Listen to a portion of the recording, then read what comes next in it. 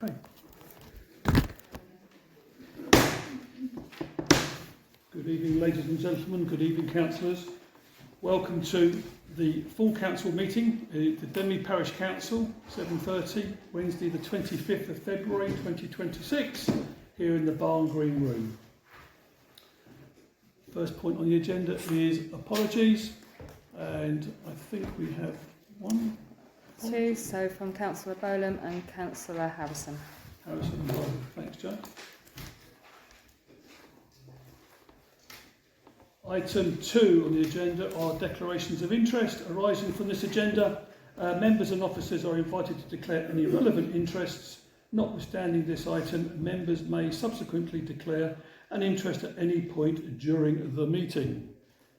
Do we have any declarations of interest? I do. I have an expense claim that needs to be put in place, Joe. Yep, I'll note that. Okay. Yep. Thank you. No other declarations of interest, no? Okay. Thank you. Item 3, to receive the minutes of the previous full council meeting, to receive and confirm the accuracy of the minutes of the full council meeting held on the 14th of January 2026. We've all had a chance to review, receive. Any comments? Are we all okay with those? Show of hands on that. Happy to receive. Yeah, thank you. All okay, yeah, good. That's fine. Thank you.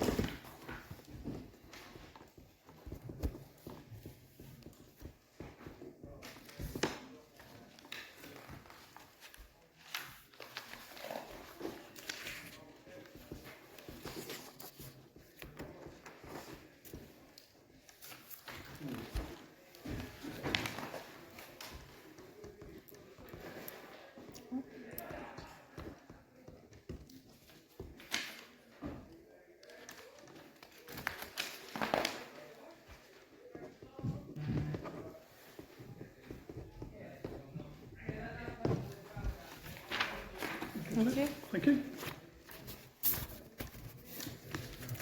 Okay, item 4 on the agenda are Denmead Parish Council projects. To note the ongoing project report from the parish clerk. I think you've all seen that in the pack, so just to note that. Thank you very much indeed, Joe, for keeping that up to date. Appreciate that. Item 5, public participation. The meeting will recess for not more than 15 minutes to allow any members of the public to address the meeting in respect of items on this agenda. Good evening, members of the public. Do we have anybody that would like to comment, speak regarding the items on the agenda?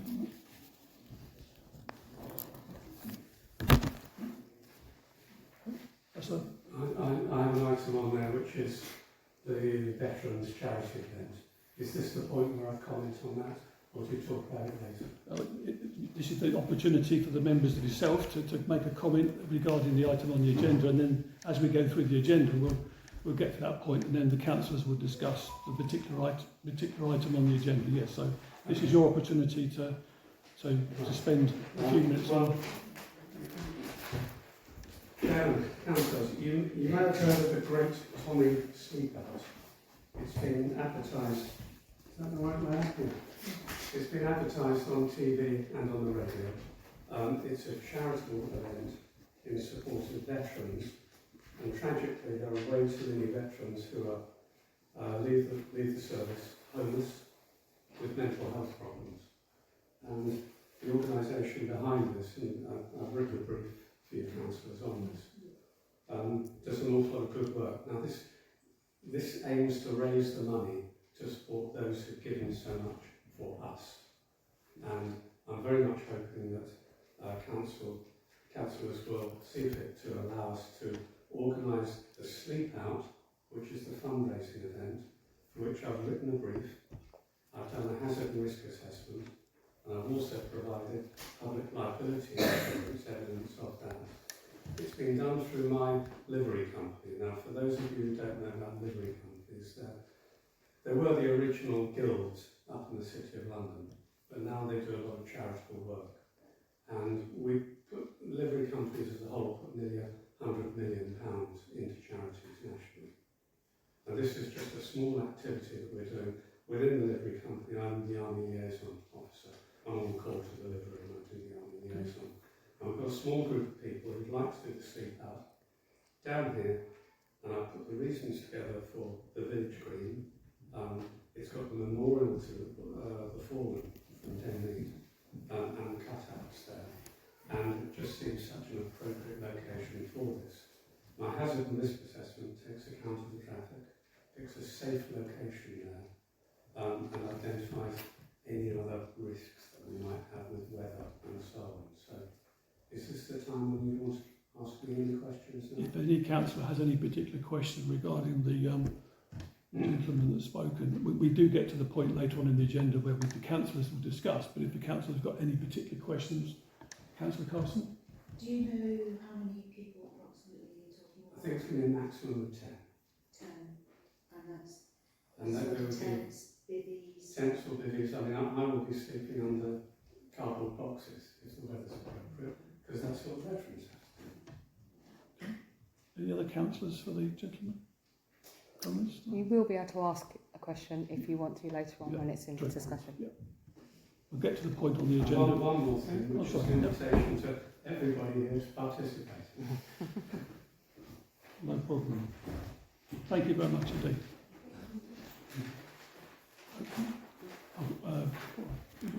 Thank you, Chair. Item 12 on the agenda is Parish Office Working Party, and you're approving terms of reference. So I don't know who is on the working party, but Councillors Berry, Clay and Stallard will remember that we have previously, or this council previously commissioned some consultancy work to look at the various options for the parish office. They should be in the parish archive.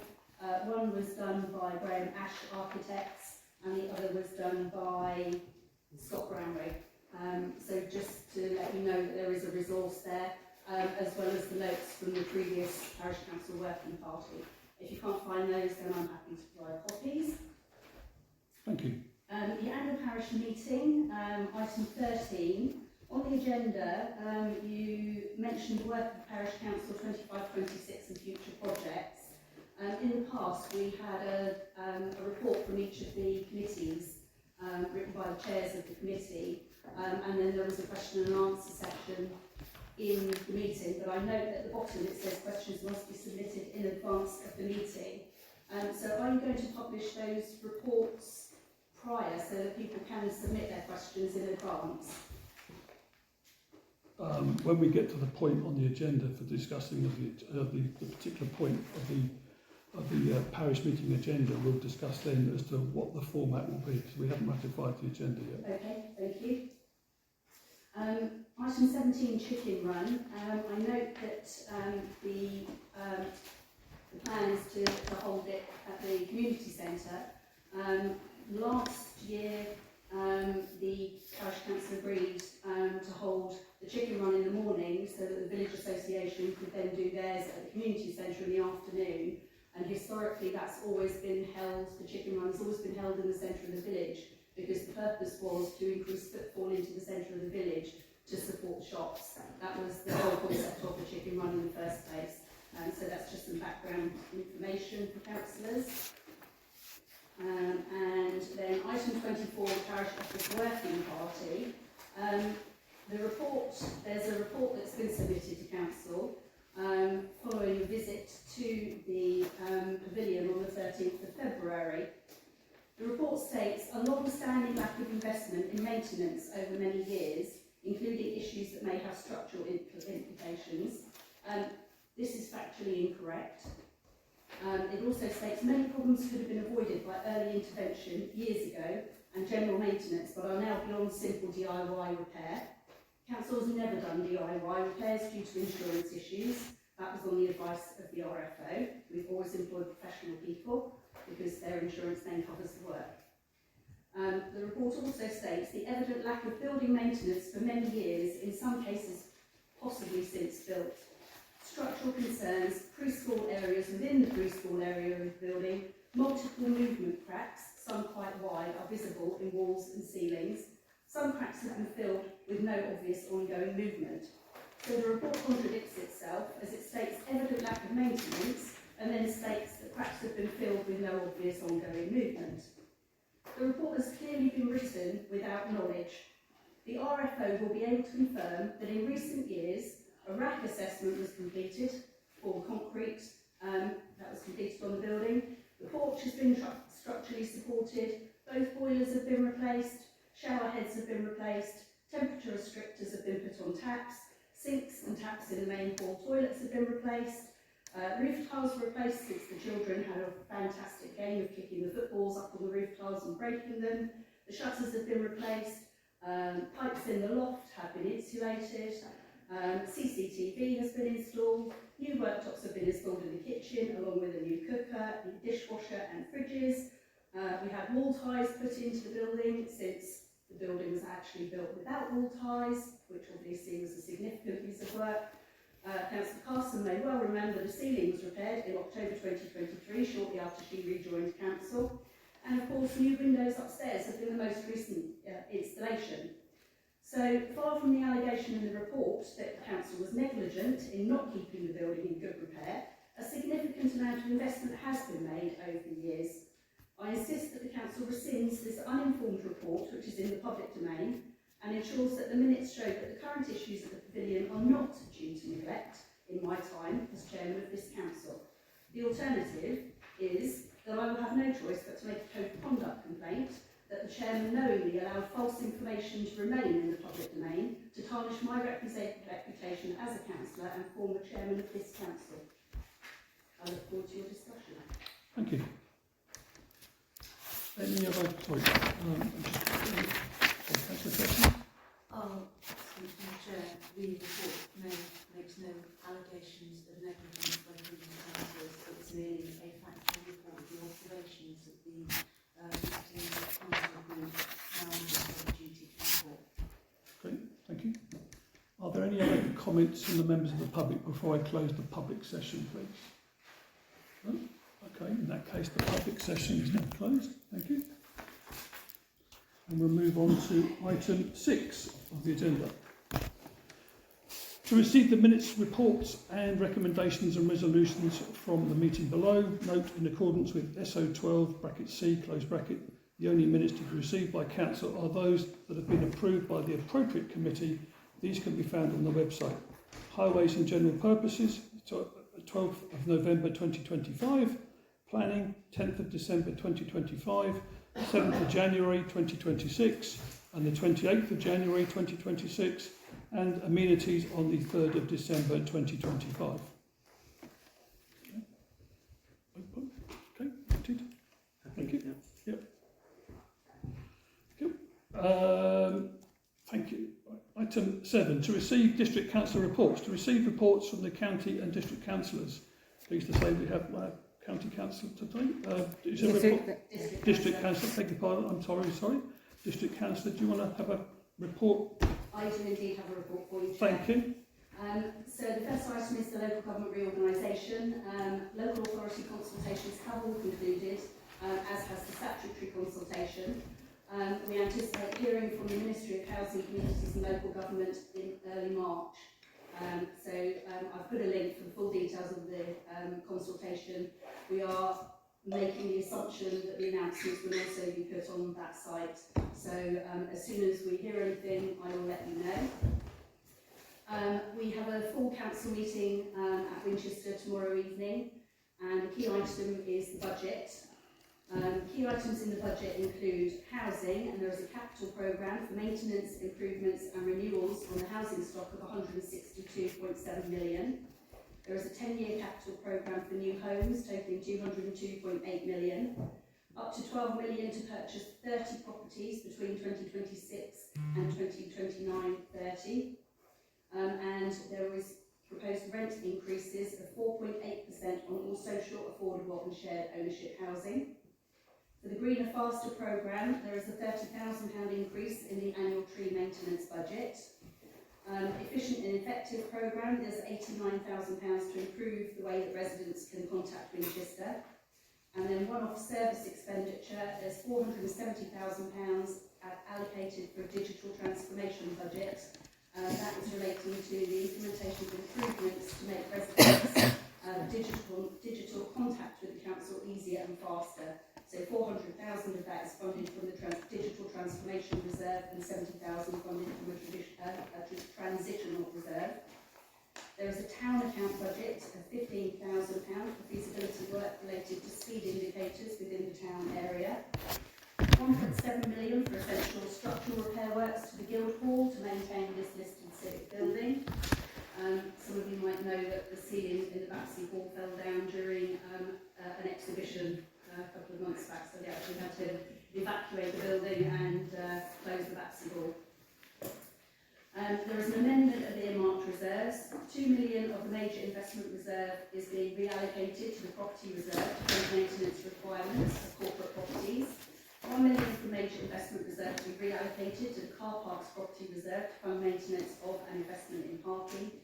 An additional £500,000 per annum to be set aside into the property reserve for maintenance and investment in operational assets. And that the sum of £1,434,779 be treated as special expenses under section 35 of the Local Government Finance Act of 1992 in respect of the Winchester Town area. This is to set up Winchester Town as in effect a parish council. And the final item for the budget is the council tax, and there is a proposed increase of 2.95% for the city council tax band D properties. So that's the update, so I've got an exciting evening tomorrow. You also may well be aware that there is the government consultation on changes to the National Planning Policy Framework.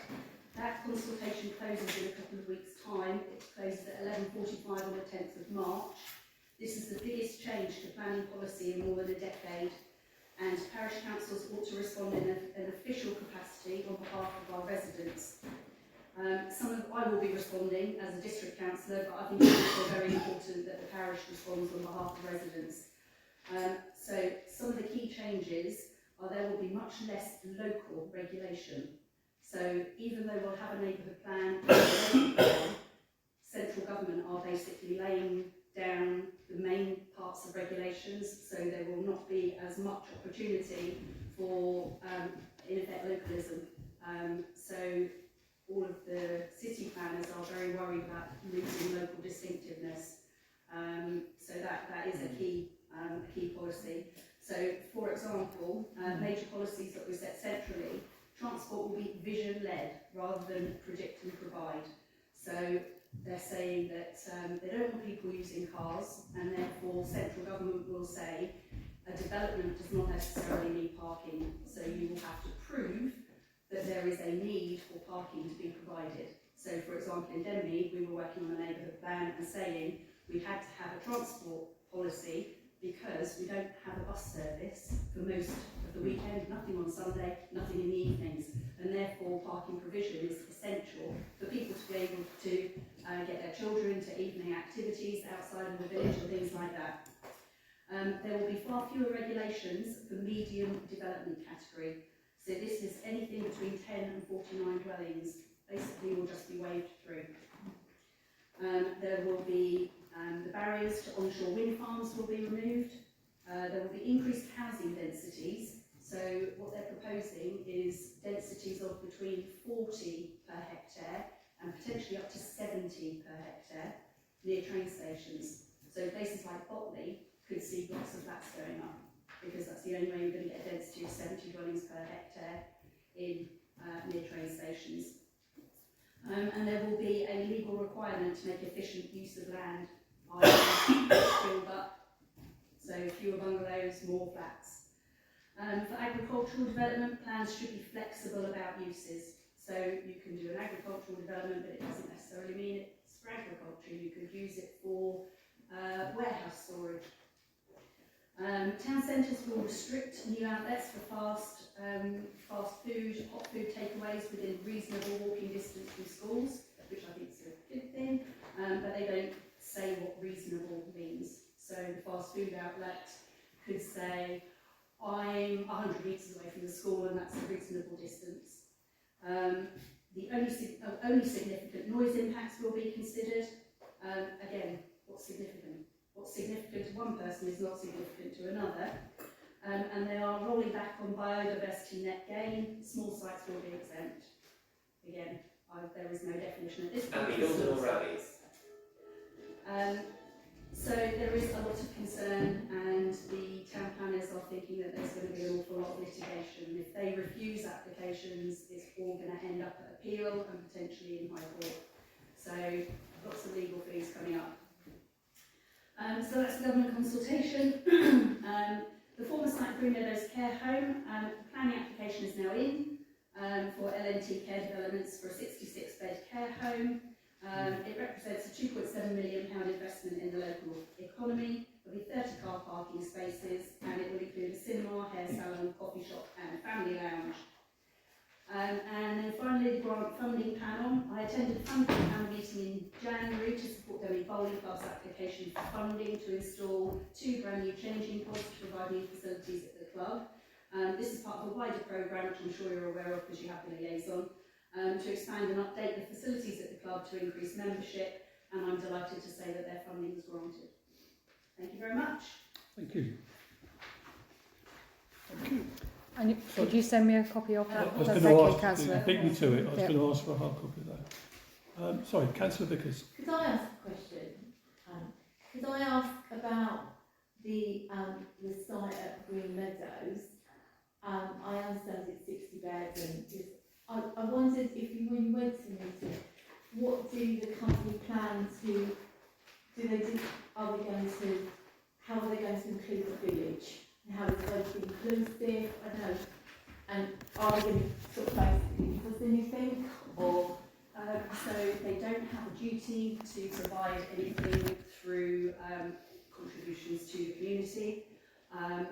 If it was developed for housing, it would just be considered windfall because it's within the settlement boundary, therefore it's just giving green light. I did do a calculation, you could fit 41 houses on that site. And the fact that it's going to be, I think, a 66-bed care home. So they're saying that that's a 2.7 million investment in the community.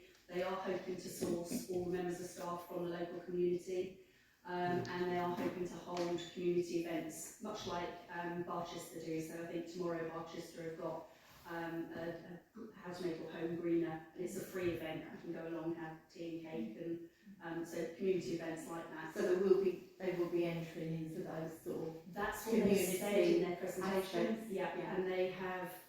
I've received. I mean, I don't even live near Green Meadows, but I've received a leaflet through my door. So they are consulting with the community. They are letting people know.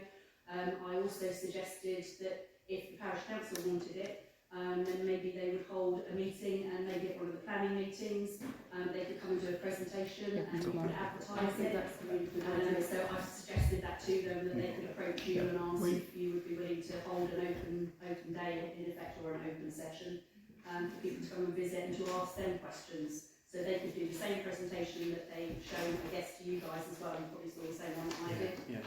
And they could then show residents that presentation, because it shows the building and what the building will look like.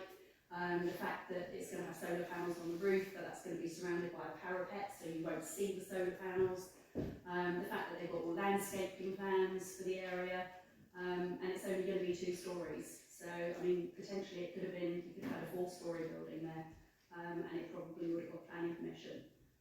So the fact, I think they've been very sympathetic in their design. We have our first discussion with the developers tomorrow.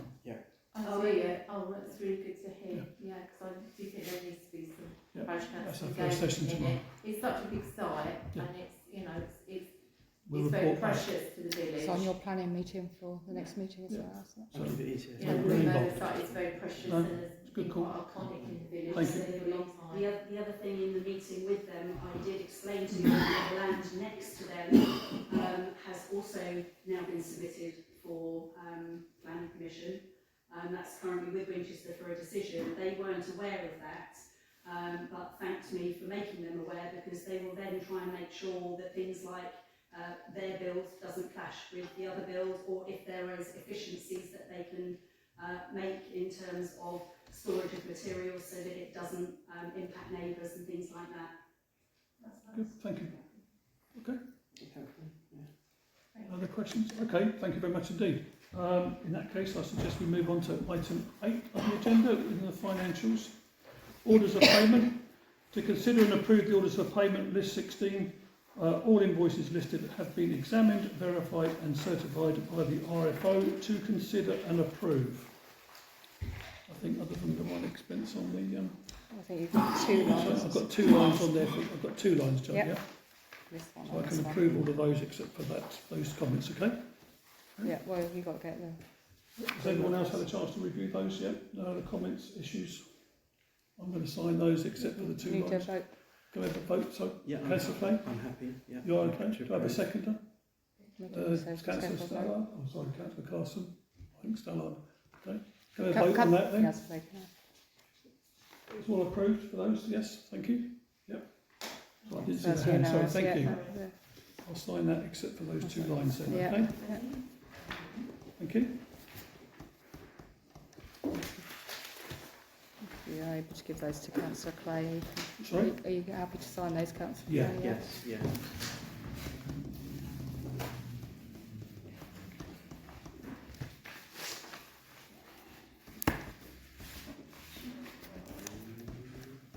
That's that one. Thank you.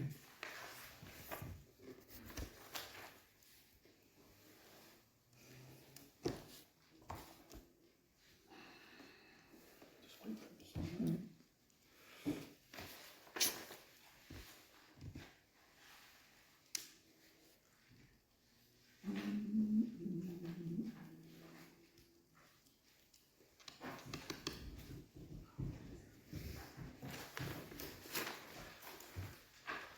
Thank you, Mr. Clay.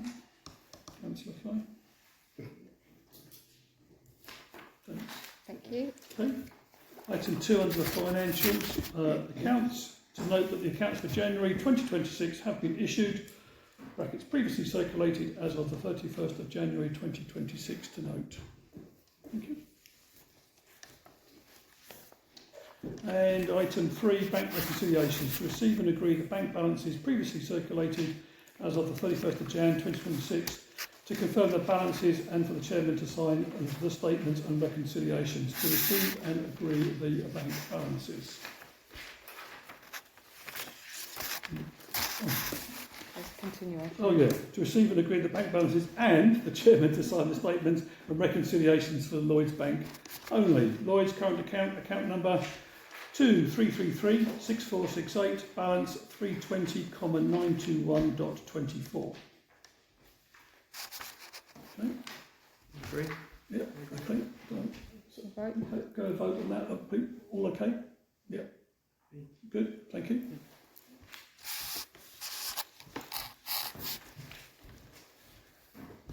You should have the ones in your pack to sign. Yeah, I fine. know. Yeah, It's it's easy fine. to sign it with here. Yeah, Sorry. no, that's fine. Sorry, John. That's fine.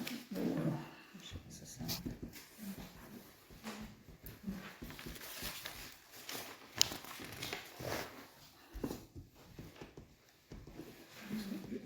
Is that lady turning up? Is that someone at the door? That's that lady over there. Hello. Oh, All right. that's all right. Take a seat. That's fine.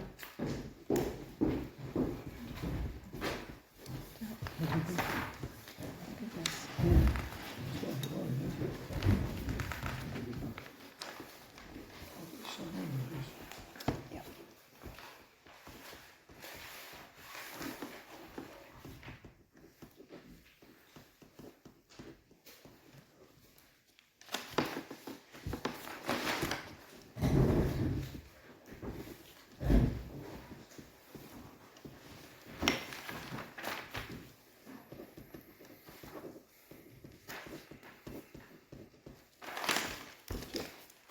Okay, thank you. Item 4 on the financial section 8 was the asset, or is the asset register and insurance for 2025-2026. To note the asset register and insurance policy for the financial period 1st of April 2025 to the 31st of March 2026 could be subject to further additions and disposals between now and the year end to note. Okay. Yep. Yep, thank you. Sure, that. Item 5, risk management for internal controls 2025-2026. To note the risk management for the internal controls for the financial period 1st of April 2025 to the 31st of March 2026. Again, to note. Thank you. And then finally, item 6 on this section of correspondence in the packs, the Zurich Insurance policy number YLL 272044-3903 to receive and note the email dated the 28th of the 1st 2026, excuse me, whereby it has been confirmed that the insurance claim has now been closed, to receive and note accordingly. Thank you. That concludes the financial piece of the section. So, thank you. We'll now move to item 9 on the agenda, the co-opt of councillors. To receive written applications for the office of parish councillors and to co-opt the candidates to fill the existing vacancies. Well, I'm pleased to say that we have 2 prospective councillors in the room this evening, and this is an opportunity for yourselves to present to the council, the full council, if you'd like to say a few words about what, where and how, who, why, and then I'll ask the councillors if they have any particular questions or comments accordingly, if that's okay. May I suggest that you either introduce yourself and just a couple of minutes about your good self, and then we'll take it from there. Thank you. Good evening. I'd like to put myself forward for Denmead Parish Council. My name is Richard, and I've had the pleasure of living in the village for nearly 7 years. I was born in Hatfield, Hertfordshire, and joined the Royal Navy at a tender age of 16. I served in there for 24 years, where I met my wife, and we've been happily married for 34 of them. My working side of the bit is I work for King's Marine, and I've got an engineering background of over 40 years, and I work with the Environment Agency, keeping them afloat. What can I bring to Denmead? Well, it's willingness, commitment, patience, time, a listening ear, and approachability. I'm happy to answer any questions. Thank you. Do any councillors have any questions for Richard? Councillor Clay. Thank you, Richard. Nice to meet you. Obviously, you might be aware that there are certain committees on council, of which our main ones are planning, highways and general purposes and amenities. You're welcome to sit on obviously 2, if not more. Do you have an interest to any committees that you might like to join, considering those 3?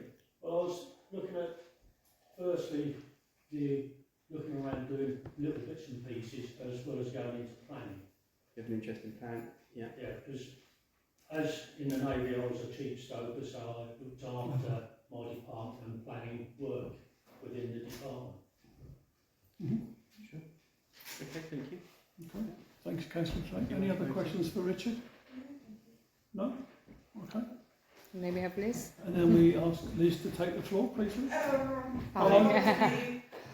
So I do apologise for being late. I sort of got rigged up, didn't realise that this was here and was standing around the council building. Oh. So I do apologise, I did get quite cold. So I'm Liz. I have lived in Denmead for about 2 years. My partner and I worked our way up and bought our first house here. Took us about 2.5 years to save up. And I work for the Crown Prosecution Service. So I'm their area finance manager, and I deal with all the fun side of sort of predicting when and where we're going to spend money. Before that, I was a paralegal, so I dealt with criminal cases in court, in Crown Court in Portsmouth, as well as all over the country, really, depending on where it sent me. I almost died multiple times trying to get to Bournemouth in storms. That's very fun. My car decided it didn't want to work anymore, but it's fine. I'm here still to this day. But in terms of what I bring to the council, or maybe to the community in general, I have found that the community aspect, at least in my generation, has somewhat died. There is not that necessarily that connection with the older generations, and it's something that I want to focus on, not only in this position, if I get it, but also when I become a barrister in the future. That's what I completed my law conversion course, and just applied for the bar course, so that's going to be a lot of fun. But in terms of that, I want to focus on youth. That's my main thing, getting them into work, having those applicable skills, but also having them engaged, because we see, at least I have seen many youth go through the system where they simply don't have the opportunities that maybe someone else does. They walk around and most crimes are a crime of convenience at the end of the day. If they're bored, that's what they'll do, criminal damage and things like that, and it's something I want to address. And the other main thing for me is sort of looking at small businesses. I believe that our community is founded on small businesses. It's where you go to your butchers, you have a chat with them, you get your meat, and you go off, right? You have that build of relationships. So I do want to pressure bigger businesses to tackle, not small businesses, bigger sort of like Lidl, Asda and things like that, to sort of reach out to the community. In other areas of the country, they do little boxes of leftover foods and stuff like that. I do apologise if I'm going too long, please tell me if I am. Carry on. I do rattle on occasionally. I believe in the last call I was called was a dog with a bone. I do sort of have a thing for not getting to the point, but getting things done. So yeah, that's my main thing, focus on community and building relationships. Great, thank you very much indeed. Councillors, any comments or questions that you would like to ask Liz? Hi Liz, thanks for the introduction. I will ask the same as what I asked of Richard, with Planning Committee, Highways Committee and Amenities. Do you have a specific interest on which one you might want to sit on, perhaps? Well, to be perfectly honest, I'd like to give all three a go first and see how it goes. But my main focus is on planning and amenities, sort of the whole part of building youth infrastructure and things like that. Okay, thank you. Any other questions for Liz from the councillors? Oh, sorry, Councillor Carson. Hello. Is that a vote for the councillor? You do look familiar. So you disagree? You do an incredible amount of stuff. Yes, I'm really sure. If she wants to, it just has to be a minimum to it. This is just one part of being a councillor, and we hope that councillors will also take on additional things, whether that be working parties or liaisons with So we don't need to vote. groups within the village. And you talked about doing about it's a lot you do, and clearly you have lots of energy. Are you sort of ready, prepared for that? Oh yeah, absolutely. Well, I think the best sort of goes with the most shock faces I've had is where I've told everyone that I've studied what's called a PGDL. So it's a conversion course. It's 3 years of law combined into 1 year. So there's criminology undergraduate, so I had to do a conversion. I did that whilst being full-time employed in court. I have been called slightly mental. I can't stop. It's how I work. And my bar course doesn't start until September. First part of which is online, like my PGDL. So that was quite. I mean, I want to say it was easy. There were many sleepless nights, but I was able to maintain a life around it as well. So that was something. Thank you. I tried. Family for me is, funnily enough, is still the most important thing. If it wasn't for my partner, I wouldn't have gone through anything. And my 2 cats. They are my children, and it's a sad thing to say, but yeah, Watty and Benny. But yes, I do think I would be able to do it. Thank you. Any other questions for Liz? Thank you very much indeed, Liz. Okay. So, councillors, we have 2 current vacancies for councillors as of today, and we have 2 councillors that have stepped forward to put themselves forward for the roles. I propose that we accept both Richard and Liz onto the Denby Parish Council. Yeah. We have unanimous, so okay, passed. So welcome to the Denby Parish Council, Richard and Liz. Thank you very much indeed. And is it to You are able to sit at the table, so join both next to April and to Tony if you wish. You can join in discussion, but you can't vote tonight, but you can join in By all means, discussion. participate in the discussion, but no voting. But welcome to Denmead Parish, both Richard and Liz. Thank you. You can do, yeah. So you're doing the committees now? You can do the committees? Yeah, we could do the committees now, actually. Yep. It's a good point. Thank you very much indeed for reminding. So in terms of, Councillor Clay mentioned the committees that we have. I think we have had some discussions anyway in the past in terms of the pre-meetings that we both had. So I think you both mentioned a desire, if I use that word, in terms of planning and amenities. I think was the two. I think that was from yourself, Richard, and I think that you actually mentioned, Liz, all three. That may be a jump too far, but if you think that 3 is the starting point, then who am I to judge? But certainly amenities and planning, and highways and planning are on the same nights anyway. So it may see how it goes and then take a decision from there. But certainly amenities and planning would be the obvious two, if that's okay. Yeah. Yeah. So you would like to do the 3, yeah? Yeah. For now? Yeah. Yeah. No. Yeah. The only thing is highways would be at 6 p.m. Yeah. There's a different time for highways, so that's the good point. Yeah. So, Chair, I sorry, think Councillor Carson. I think you alluded to maybe start with the 2 and move to the Well, third. Yeah, I'm happy to do whichever. Yeah. I focus on amenities and planning. Those would be my priorities. So Okay, well, let's do that. Let's start with. Well, we can't fix everything, but yeah, okay, let's start with the amenities and the planning for both. I think if that's okay with you, Richard, yeah? And with you, Liz, yeah? Great. Thank you, and welcome once again. Thank you for your time. Looking forward to working with you. Okay, let's move on to the agenda item number 10. Reports from the parish representation on the bodies and organisations. So the first body is on the Denmead Community Centre, and the representations there are from myself, Councillor Ranger, and Councillor Clay, Bet and Stallard. Do you can... Well, we had a meeting last night here at the DCC, and they're currently going through their health and safety and looking at ideas to upgrade DCC. They're looking at new curtains, floor waxing, chair purchases, heating, just some of the items on their agenda at the moment. That's their main focus. And outside lighting, right? Yeah, so I'll just say, other than the outside lighting due to an incident that happened recently. Some of you may have seen the plant is now removed, and you can probably put 2 and 2 what happened to somebody unfortunate.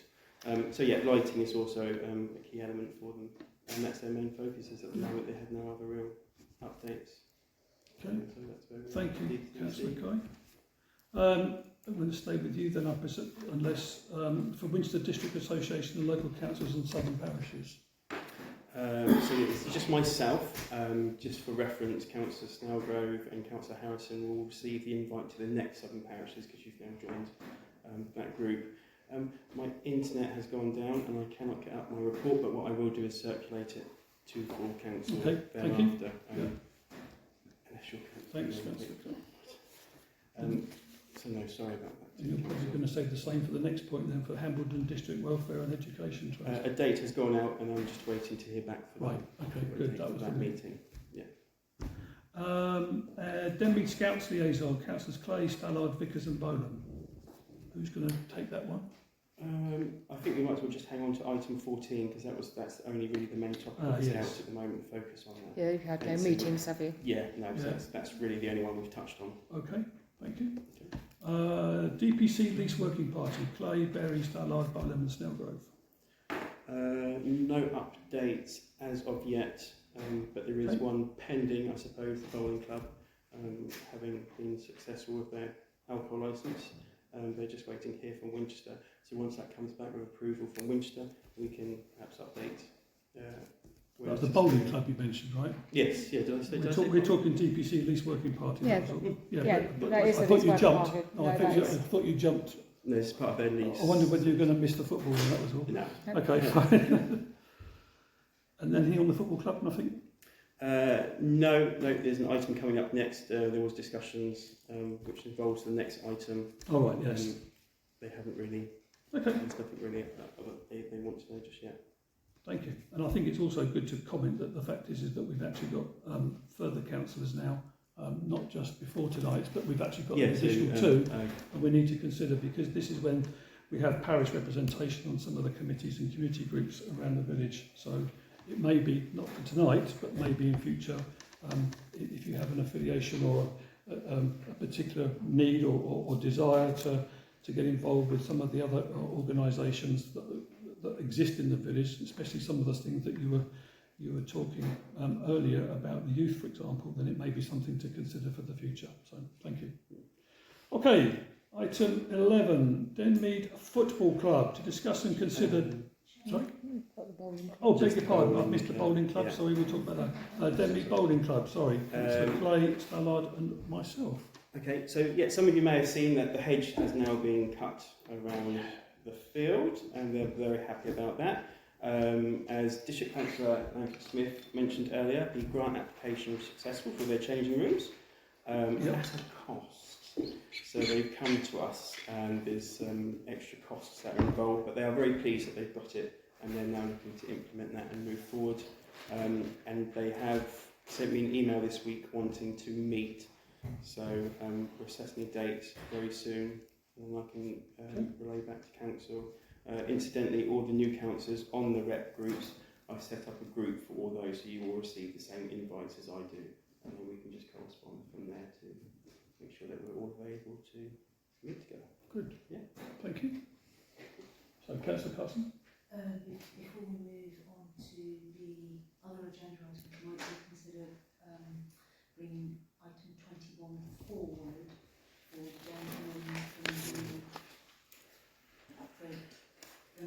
Oh, the Great Tommy Sleepout. it's way down.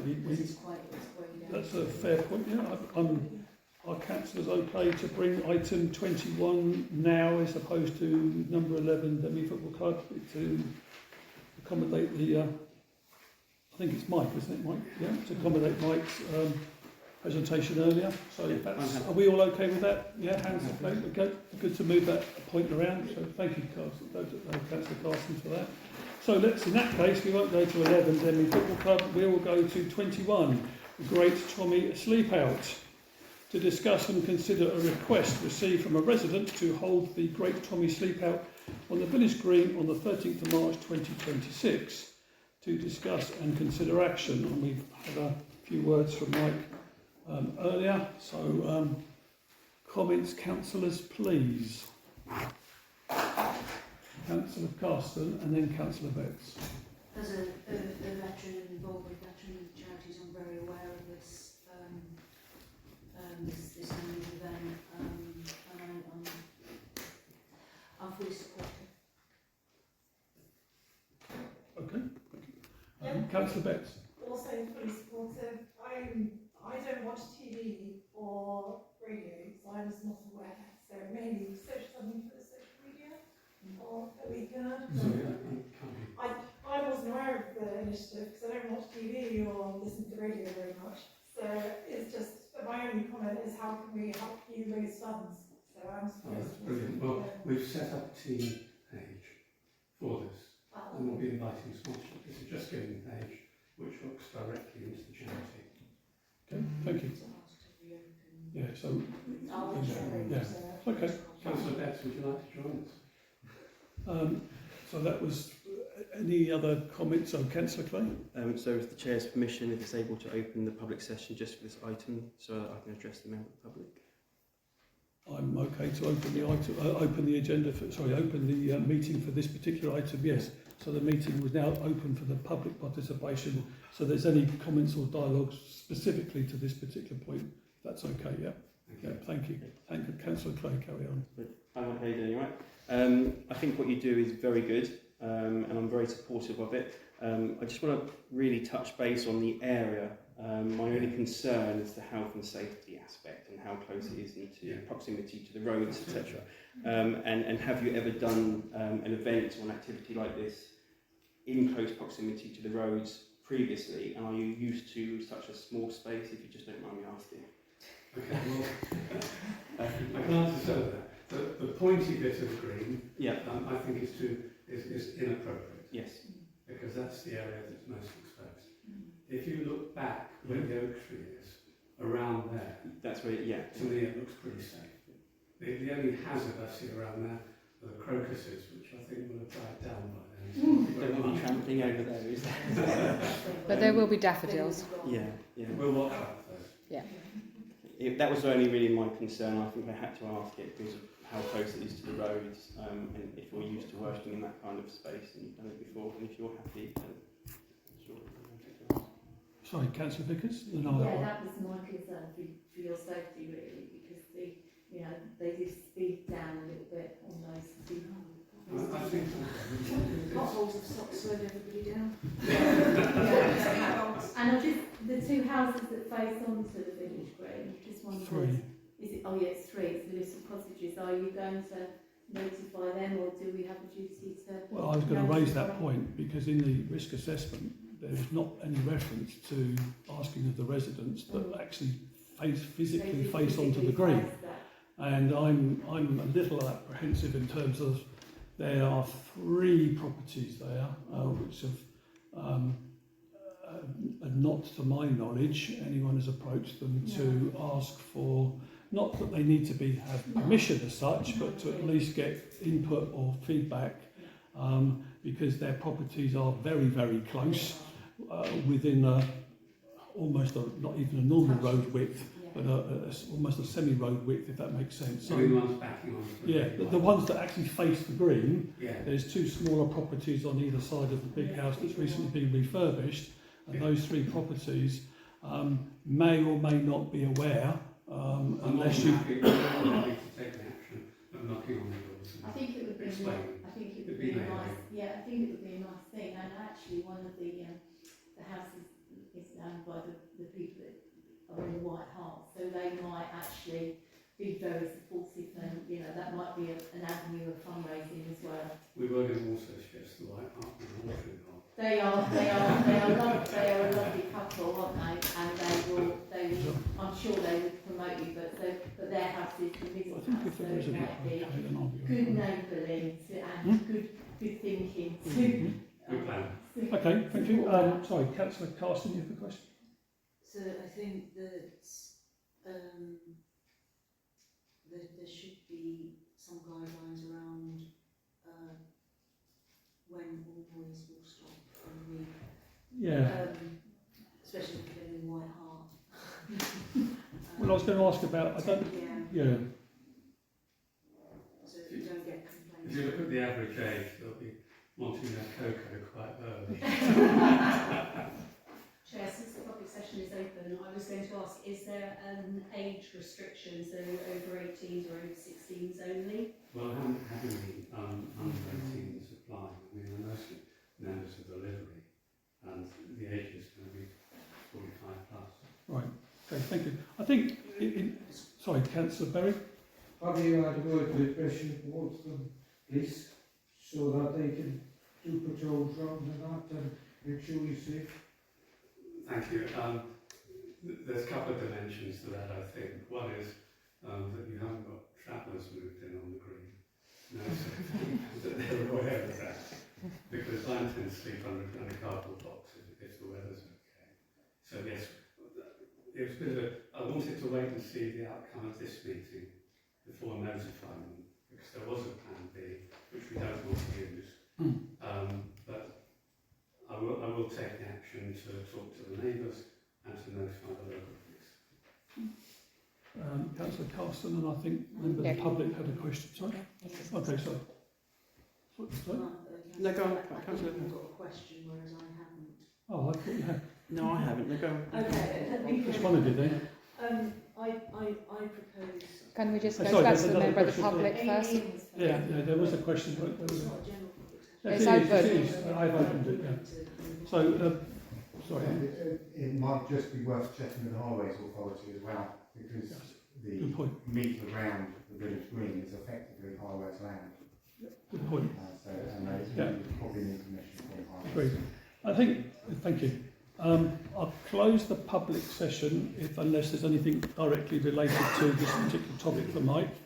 I would just like to comment that my only reservation would be that the residents are at least consulted and are in, I wouldn't say in agreement, but certainly are aware of it and not have any angst. I don't imagine it, but I can't speak for those residents, bearing in mind they look on it just as we are 20 feet away from each other now, for example. My proviso would be that if the residents are okay, then I don't see a particular issue with holding the event on the village green. The other comment you made was the inclement weather. And I think you mentioned that if it wasn't too inclement, then is there a backup plan if it is inclement? Because guess what?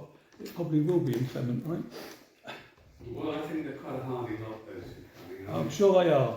And we'll just make sure that we've got appropriate Right. tents. Okay. And the price sheets are good. Fine. What we've got to remember with all this, Chairman, is that the veterans are sleeping out in all weathers Sure. through the absolute depths of No. winter. Appreciate that. Thank you. There's no such thing as bad weather, it's bad clothing. There's a Okay. saying in Swedish.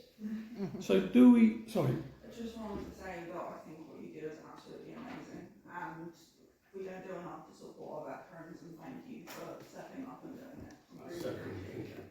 thank you very much. So do I have a proposal? Do we have, sorry, Councillor Carson? How do we square up them highways? Because it's a valid one. Yes. So, and this is on the 13th, so there's very little time. I know that there remains a Plan B location because it's on the community's agenda next week. So, Can we speak at this point? how do we square You can ask a question. highways? You don't have to open it.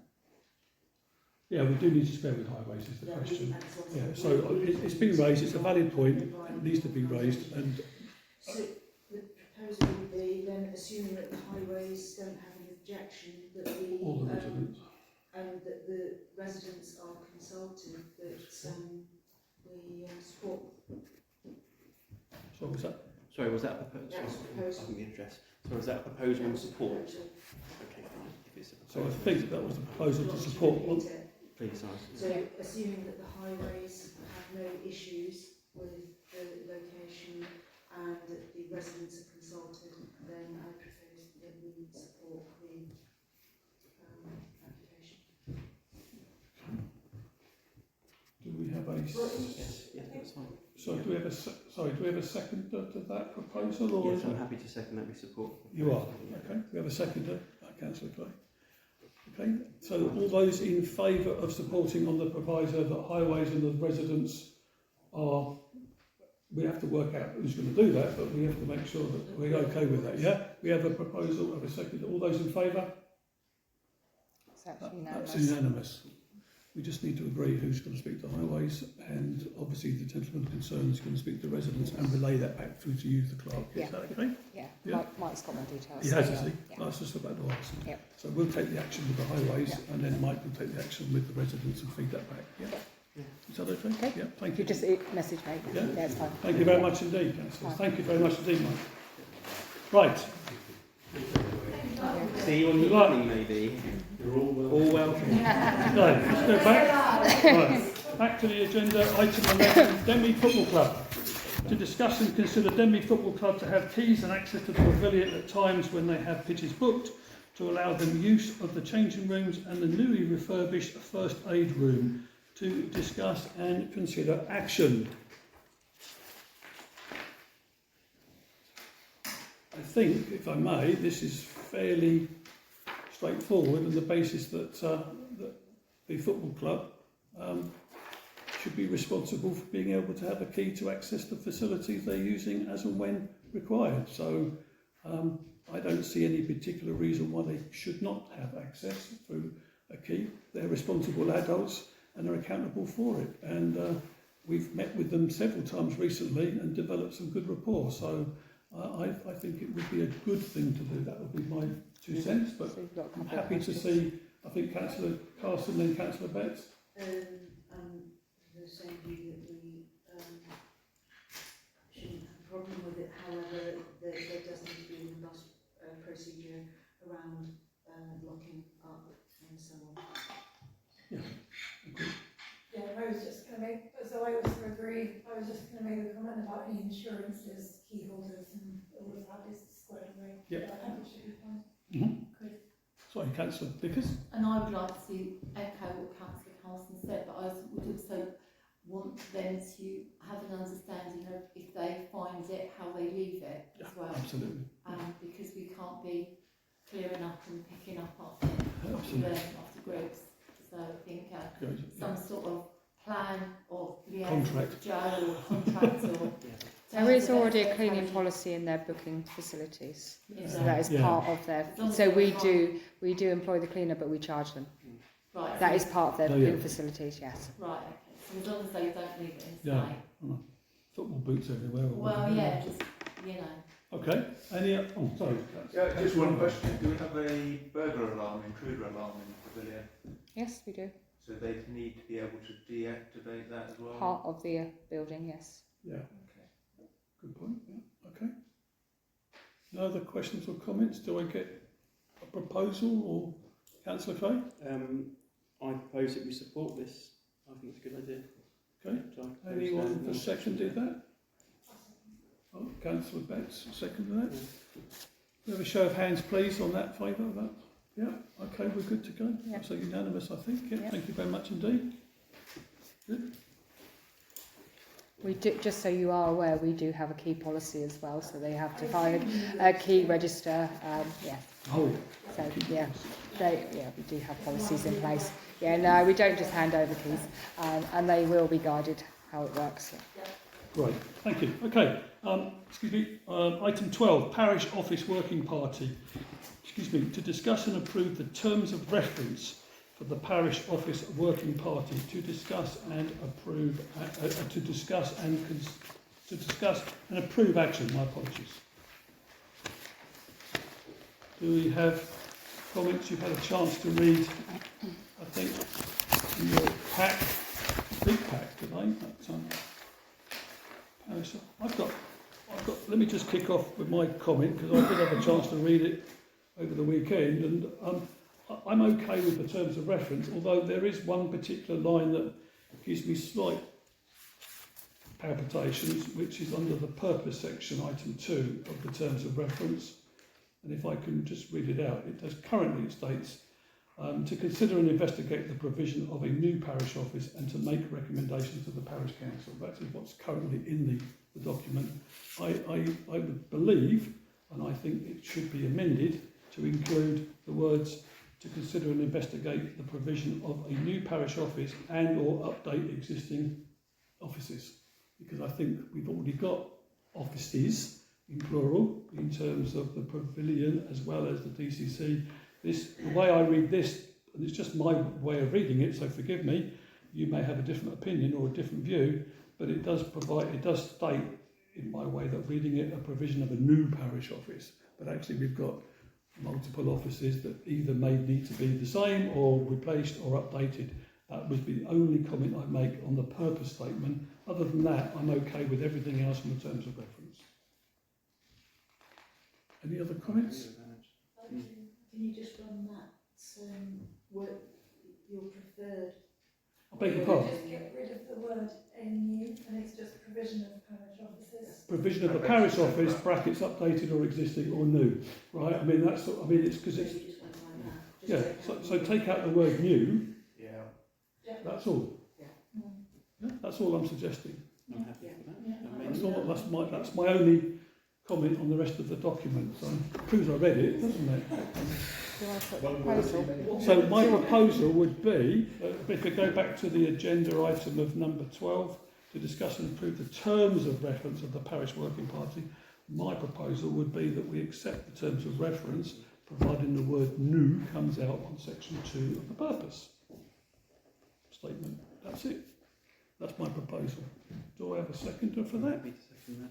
Councillor Clay seconds that. Thank you very much indeed, Councillor Clay.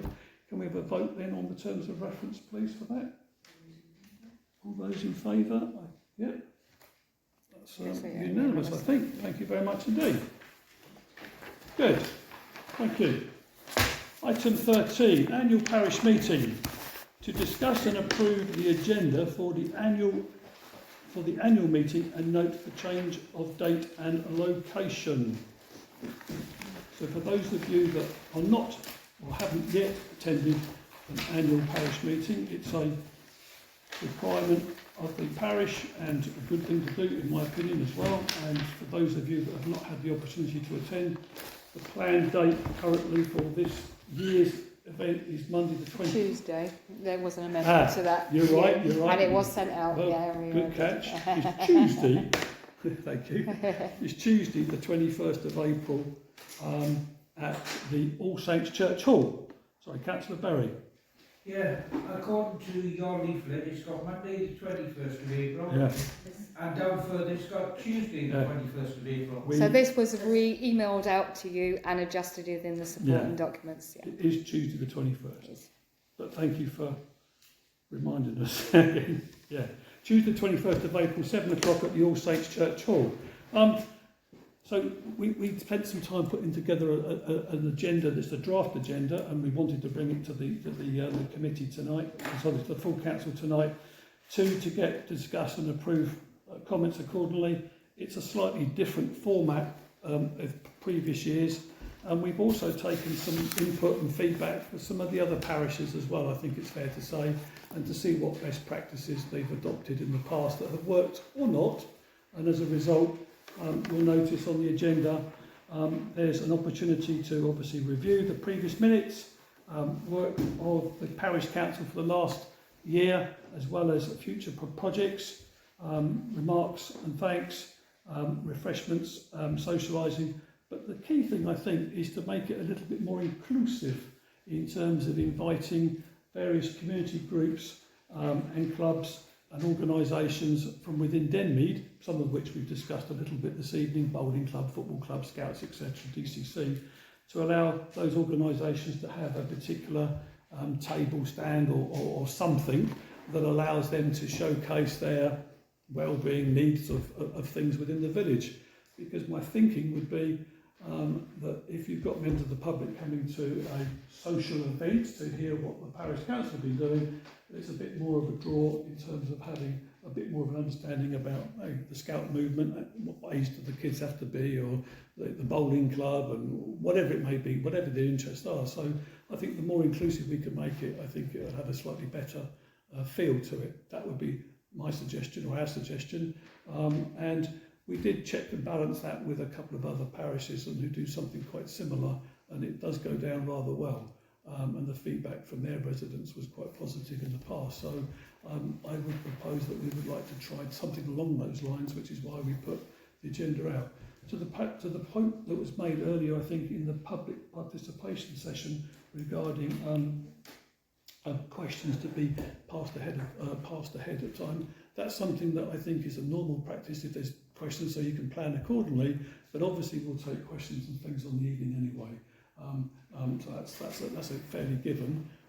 But the idea being, if there's got some real, I don't know, particular topics, I can imagine potholes or something like that perhaps coming up. I don't know. Maybe we had thought about even getting guest speakers in, but I'm quite conscious that we've only got a 2-hour time window that we've actually been allocated, I believe.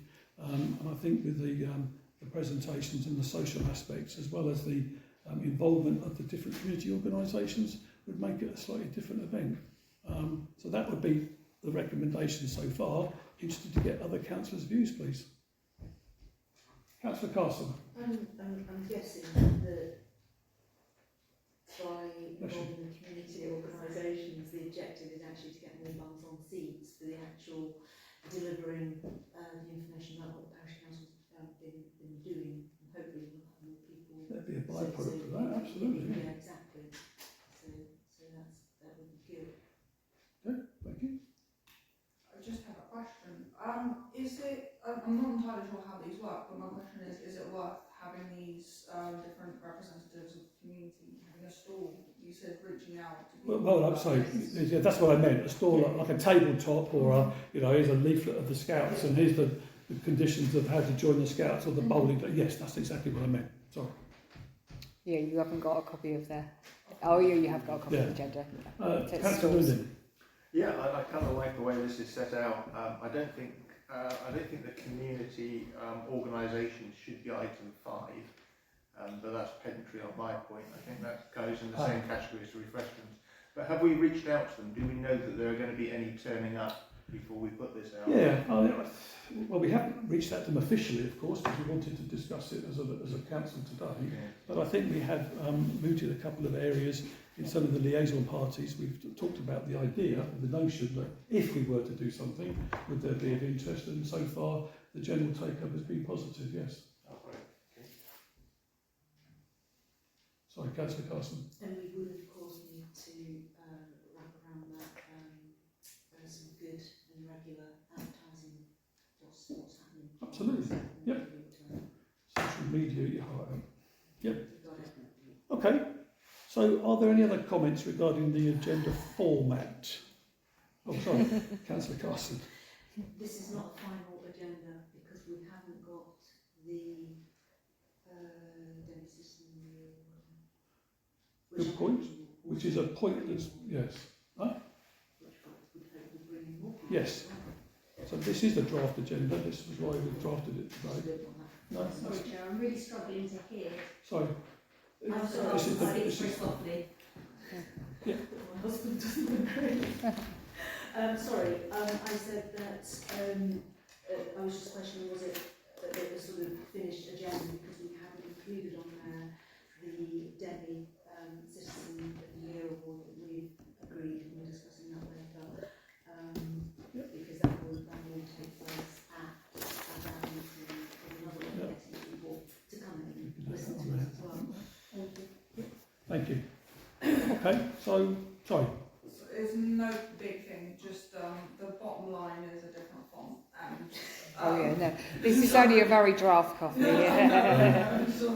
And maybe I was thinking that if it was made a bit bigger, because this bit I think is quite easy to read. Yeah, this is very, very draft. So, Okay. but yeah, but your point's very valid. Thank you. Yep. Okay. Any other comments on that one? I mean, the particular was to discuss it. Sorry, Councillor Carson. I was going to say, I think it's a good way to go forward and suck it and see how well it goes, and I think we should do it. Okay. Is that a proposal?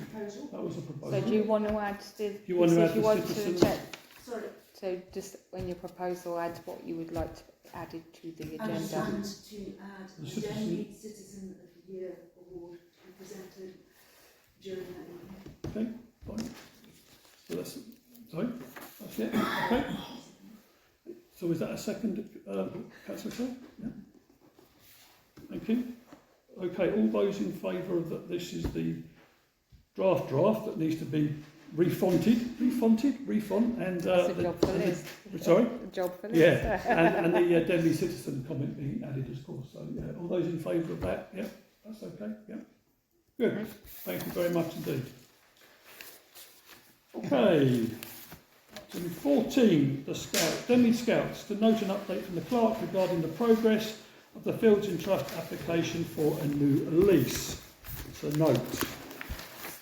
So obviously this has been in discussion for probably the last few meetings.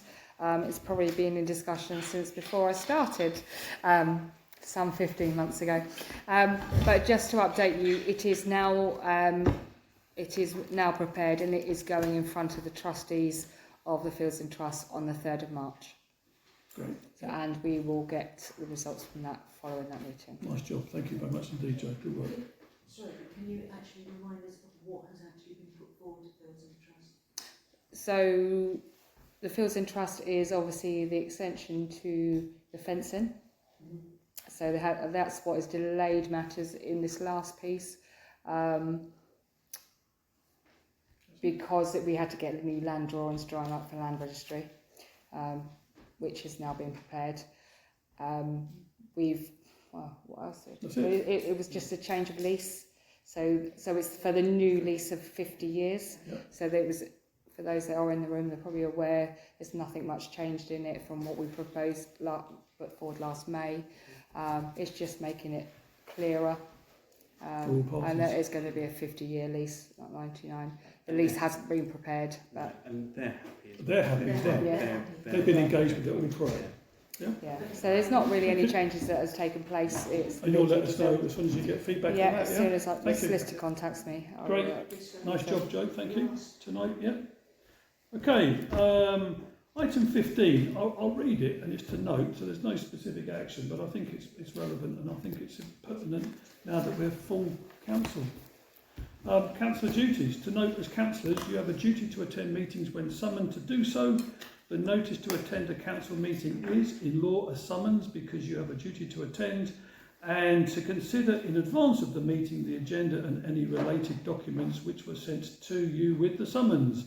Please read your Good Councillor Guide if you need further information. Just to note, I've also sent a couple of notes out just to remind everybody, especially in the light of this particular session of meetings, because the information pack, as you can see, is quite large, and to do that on the night just doesn't work. So do us all a favour and pre-read it, that would be greatly appreciated. So that's the point of the notes, so thank you very much indeed. Bedtime reading indeed. I have some folders here for you. Okay, thank you. Moving on, item 16, Community Support Officer. To discuss and consider an opportunity received from Bishop's Waltham Parish Council. Bishop's Waltham are considering taking on a further CSO, Community Support Officer, on a full-time basis and offering DPC the option to hire them for up to 20 hours a week to cover the Denmead area. To discuss and consider action. I'm assuming everybody, councillor, knows what a community community support officer is, right? We did send out the we sent out the proposed job description in the pack.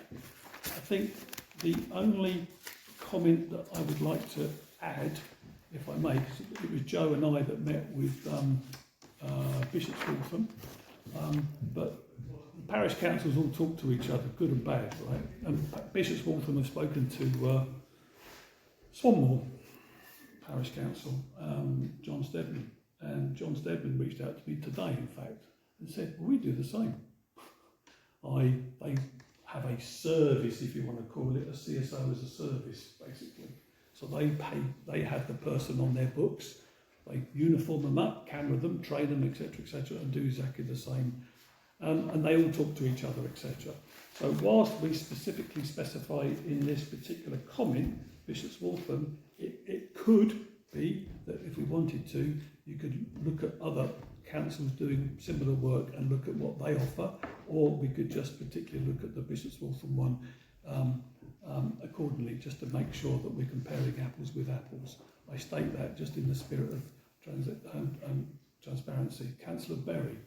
Yeah, Newlands looked at that, and we found out that we had to pay mileage from their depot to our depot to do it, which then put the cost up even more. Right. And then we turned it down, and they were from Swanmore. They were from Swanmore, okay. Good feedback, okay. So, Councillor Carson. So Bishop's Waltham already have one. They have two. They have two. And they're looking at a third. So you introduce it by saying Bishop's Waltham are taking on another full-time CSO, of which they're prepared to offer us potentially 20 hours. So actually they're thinking about moving a part-time CSO, which they're prepared to share with us. Yeah, that's it. That's a good one. Forgive me if I've missed it. Where's the cost of this 20 hours? Yeah. So one of the things that we were looking at is that we've currently got costs budgeted for the new financial year as of April onwards, and we've currently got, so that's if the position were agreed at council and moved forward, then we would be able to kickstart it from the April onwards accordingly. However, having said that, we do currently have vacancies within the grounds team. That if we choose not to maintain all of if we choose not to replace all of those vacancies with grounds guys, groundsmen, groundswomen, then we may be able to utilise the funds. We have checked with the RFO, Jodie Hammond in this case, and there are funds available, certainly from April onwards, and if we wanted to do something before then, which I don't think we can because they haven't actually hired anybody yet. So here we are at the end of Feb, and we're talking about something that would have happened between now and the 5th of April, for example, so unlikely, I would suspect. So it has been costed internally to make sure that we So can... can I just, I was just Yes, going to go- say, go- do you want me to go- expand on the discussions that took place in that meeting?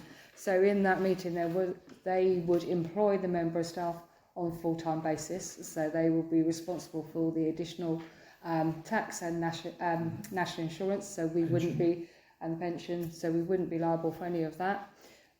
They would uniform them, they would train them, they would provide the cameras, so they would provide everything that was needed. So basically we would be hiring them per hour on a basis of £20 to £22 an hour. CSO as a service, basically. Yeah. Sorry, Councillor Vickers and then... Yeah, I think this is... I just have a question in terms of do we have any data on how effective they are? That's exactly what I was going to ask. Sorry, take the question again. Do we have any data to show how effective they actually are? How well are they reaching out to the community? Yeah, What are they good progressing? question. So from a Bishop's Waltham perspective, we have a lot of data that they shared with us in terms of their types of activities and their engagement at the community level, and the types of activities and roles that they do within the community, not just walking around and making sure people are doing the right things with their cars or their kids or whatever it may be, but in terms of, in fact, we actually met one of the individuals, didn't we? We did, yeah. And he explained his background and work, where he come from and what he does on a day-to-day basis, etc.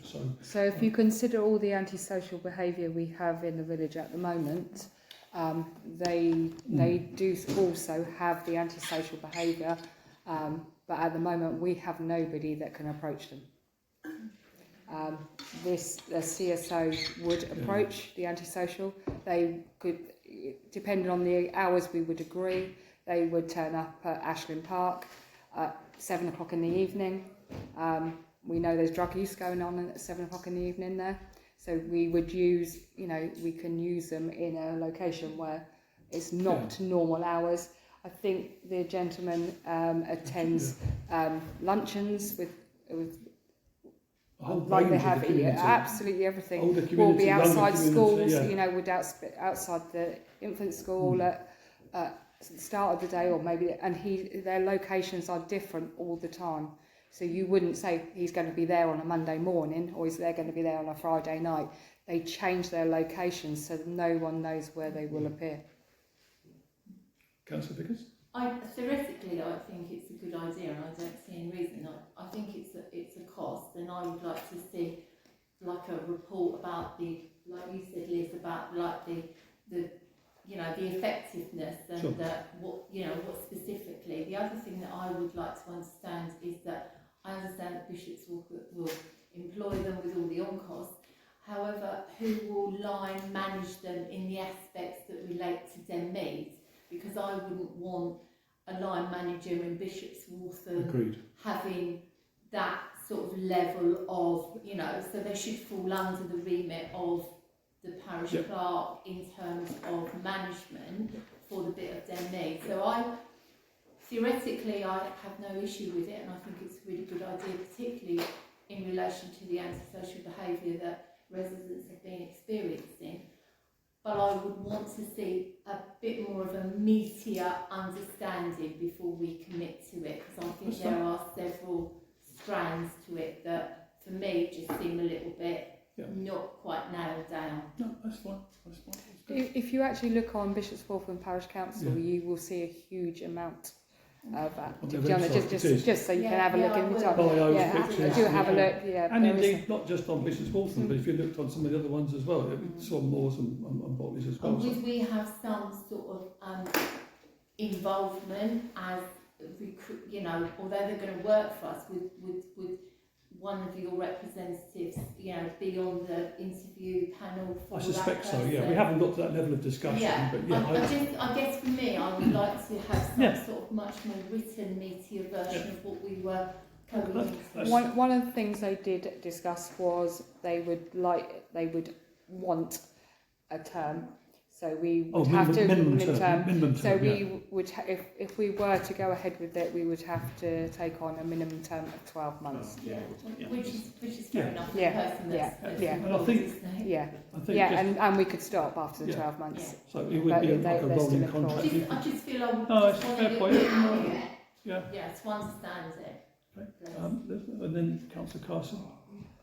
Sort of second that. It's the same thing as data related. I think it'd be good to know whether or not there's been an actual reduction of antisocial behaviour and crime, maybe in terms of police response and things like that. So I think getting some kind of data sheet, would be good. Good point. Yeah.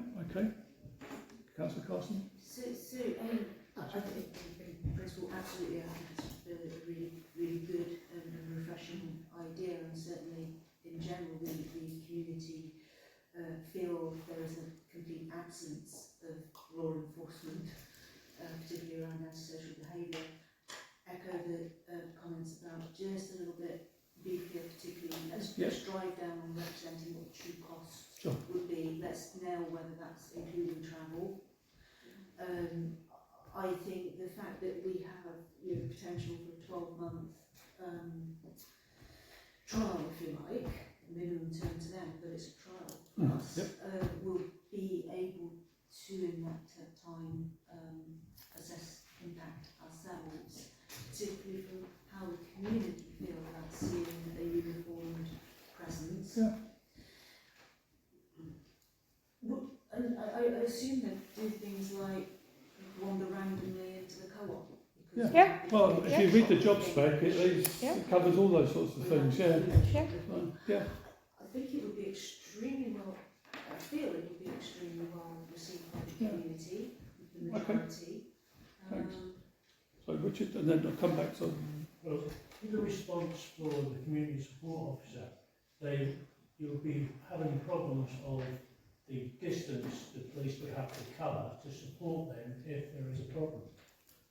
True, and on that very point, when we had the recent beat surgery of the police officers outside the co-op a couple of Sundays ago, we took the opportunity to socialise the thinking with them at the time, because one of them, I believe, not both, but one of them is actually located out of Bishop's Waltham anyway, and they're not surprised that we're going down this particular route because of their ability to be able to cover all the area is just too much, in their words, not even ours, right? So whilst they're not going to stack rank and say, yeah, it's a great idea, however, they would be in favour of it if they had to put a vote on it as well. So they would support the idea.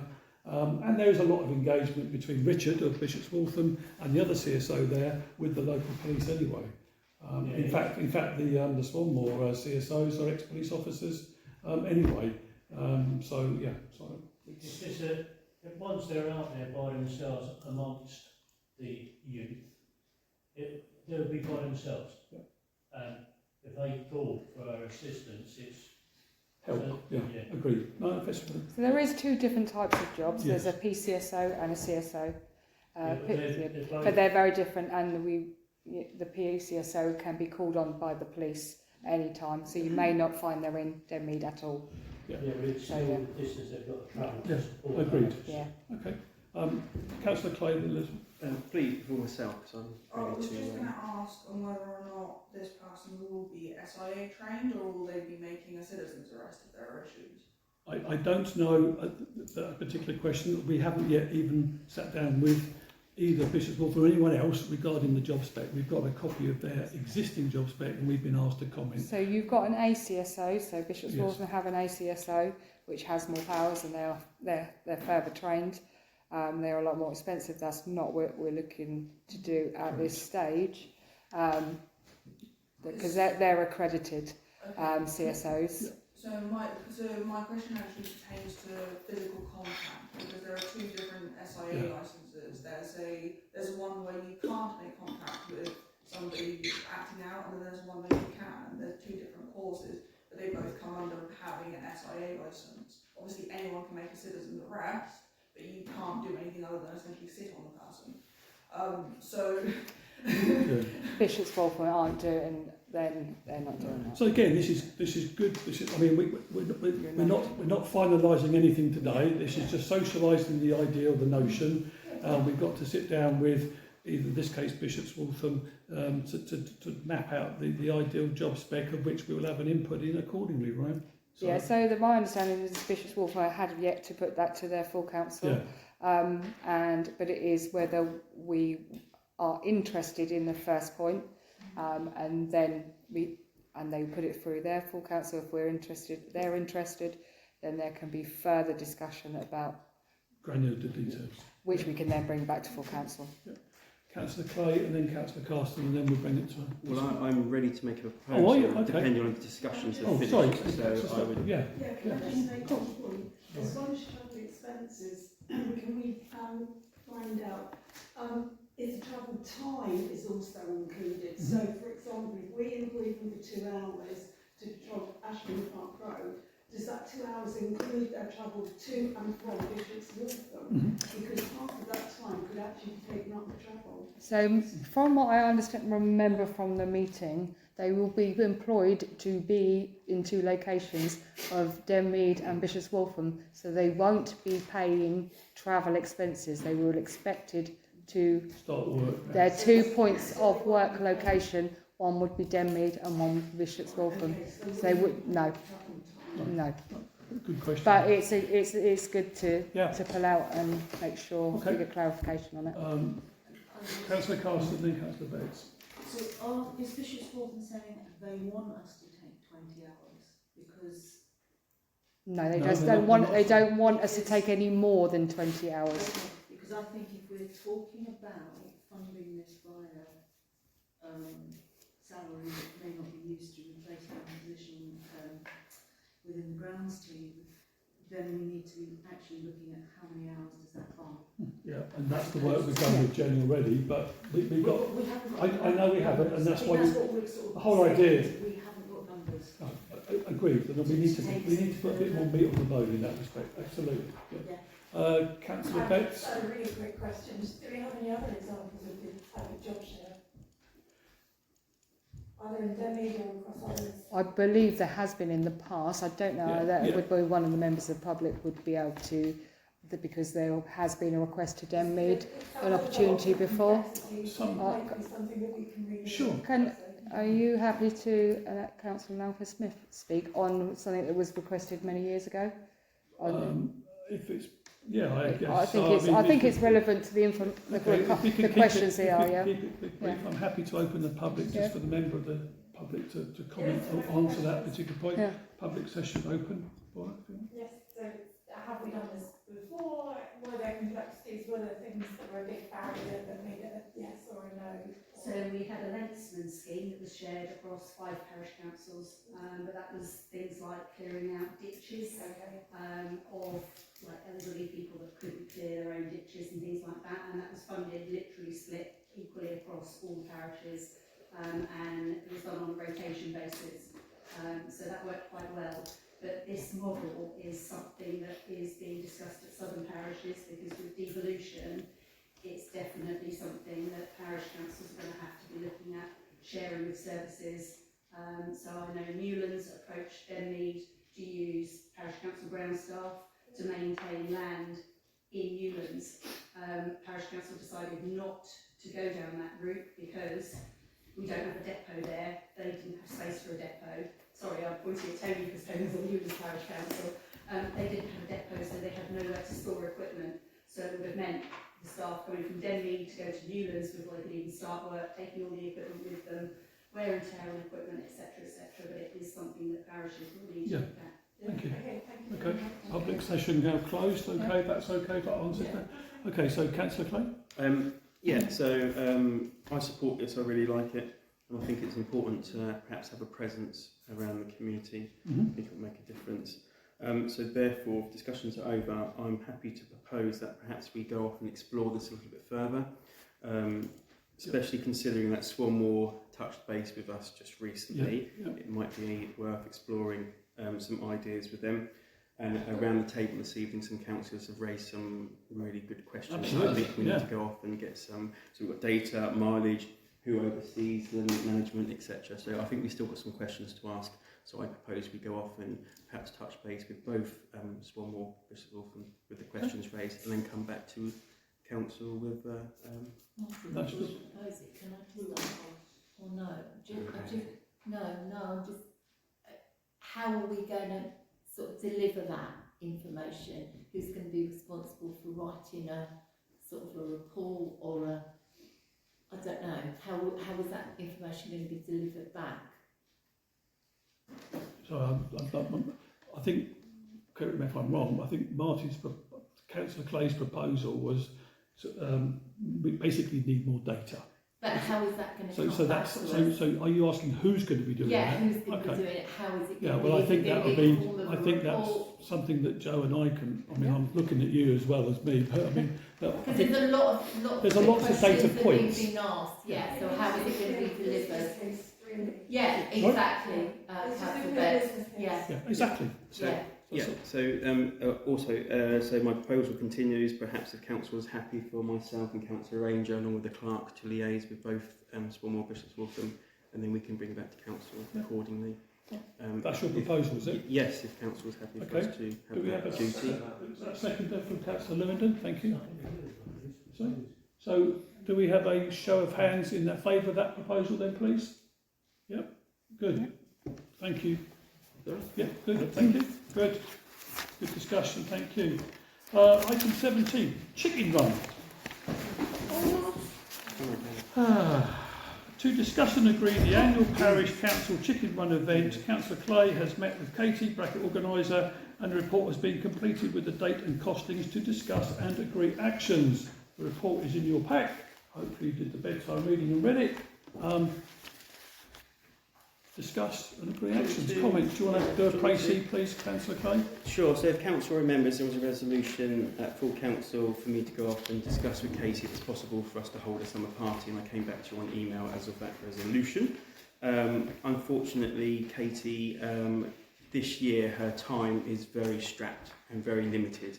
So at this time she's unable to commit to the summer party, which she considers to be quite a large project. I discussed with her if it was possible to do a smaller event, the chicken run, which we've done previously, and she is happy to come on board with the chicken run and work in the background, helping us, risk assessments, organising it. But on the day, unfortunately, she's not going to be present, in which case council can pick that up as you've seen in my report. There was a question raised earlier by a member of the public, Councillor Elizabeth Smith. So as you see in the report, the reason why it was moved to the DCC, Katie and myself considered these health and safety risks of young children running across the road or around the village with cars moving. That was also piggybacked off the fact that at the DCC on that day there is already some events taking place. The DVA will be present, Greening will be present, Go Wild will be present, there's a tabletop happening. So there's a lot happening here on the day. So we thought, why don't we just join forces and join them up at the DCC and make it a day out at the DCC all in one. So that also helped the reason why perhaps we should move it. We did discuss how it would affect the footfall, but we said let's just give it a go this year and see how it goes. But that all is inside the proposal that was emailed to you with the figures of how much it would cost. For those that haven't seen it, the total estimated budget for the chicken run would be £511.30. That includes all the prizes, the items, the point of sale or banners, if you will, and Katie's time. So if council are of the mindset to proceed and agree with this, we would obviously need some volunteers on the day. Katie has recommended that a minimum of 2 is required, as how she's run it before herself, and I think it was her husband, I'm not sure, I can't remember who she said, but she did run it herself with one other. So a minimum of 2 councillors on the day would be recommended. Myself and Councillor Stow are happy to do that, but we would like more councillors perhaps to come forward and join in on the day. Please, Councillor. Seeing that there's a lot. What sort of hours, what time are you running here? 1 to 4. 1 to 4. Councillor Betts? Thank you for following up. What's a chicken run? Racing chickens. So, yeah, some of you might not have got. I read the thing, but... You've read the thing. So that's Katie's poster. So here we go. So each children arrive with their parents or guardians or technical adults, and Katie would issue them a little map. So she says, and they would go off and hunt around for words that. Yeah, she got it now. There you go. Yeah. All comes flooding back. Yeah. And then so they'd run off and they'd find letters to make up a word, and they'd get egg prizes, and then she'd have them run off all the way down to Ashling Road for a booby prize egg or something like that. But here we could hide them in bushes or wherever. Thank you. Okay. You've got it. Councillor Carson. So I think I'm right in saying that I'm already seeing DBA advertising an event here. Yeah, there's quite a few. Yeah, so we've got that for that. Sure. Yeah. We've got to have a succinct communication plan that shows that this is the Denby Parish Council element, not hidden under somebody else's banner. Yeah, so if council are in agreement to go ahead with this, then this week I'll be speaking to the DCC as wearing my hat for the DVA, and we were going to be forming a parent poster, if you will, that would advertise all events on this day, and we would slot in underneath that, as well as our own poster, which Katie has already kind of provided. It just needs a new date, etc. So there will be good advertisement from all areas, if that's what you're Okay. Any other comments or questions before? Sorry, yes. I do have a question, but I'm not entirely sure if it's relevant. I do understand that as a public body, we are required to have a fair opportunity for providers, i.e. fair competition. I'm not sure I don't know if it applies to here, i.e. multiple quotes, decide which one's best. Yeah. Kind of thing. So I think the answer to your question is Katie has been used by the parish for several other events, including the summer party, and she really wanted to do something this year, but she's had some personal issues, and on this particular day itself happens to be her daughter's birthday. It wasn't a date that she chose, unfortunately, but it was a date that worked for the availability of the facilities, etc. So do we open it up to tender for other members of the public to tender for? Sometimes, depending on the event, but in this particular case, we chose not to, only because it's somebody that's got previous knowledge, and B, the amount of hours spent is quite small in that respect as well. Yeah, and just coming off the back of that, yeah, we employ Katie's services. We have done before, and she's very reasonable. She's very helpful, and as she said, with the short time frame and the fact that she's done it before, it would be a no-brainer. And I think it's her event. I would say it's probably She's her. almost got a patent on it, hasn't she?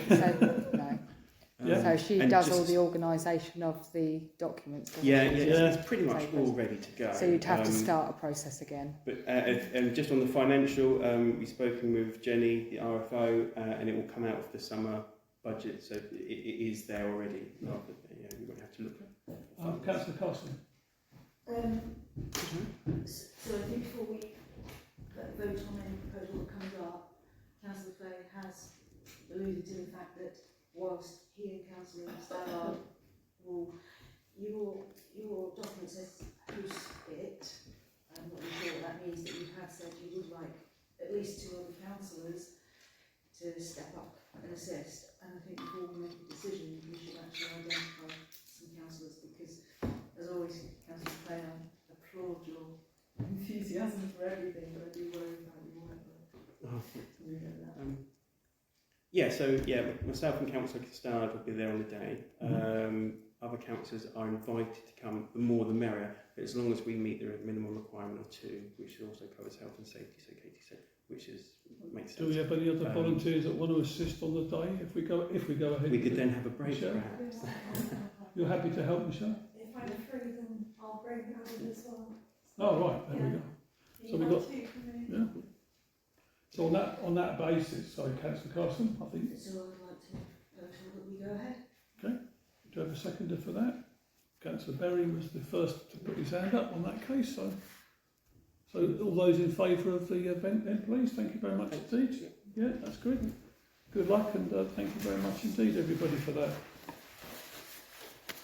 Okay, 18, meeting with Swings and Things to discuss and consider council re-engaging with Swings and Things following a meeting held with councillors Ranger and Carson and the parish clerk actually on the 15th of January 2026 to discuss and consider action. So yes, very quickly, so it was good to engage with them and we listened to what they've done in the past with Denby Parish Council and so on. They're very keen to be re-involved. We met with Neil Rossbridger and the Hull. Very keen to work with the Parish Council again. We discussed a lot of things, and Chris and I and Joan, we did actually identify what we felt was a very good area that they could assist us in, and that was to go away and do some much deeper dive investigations into what the reality might be around a replacement of the skate park when it needs doing.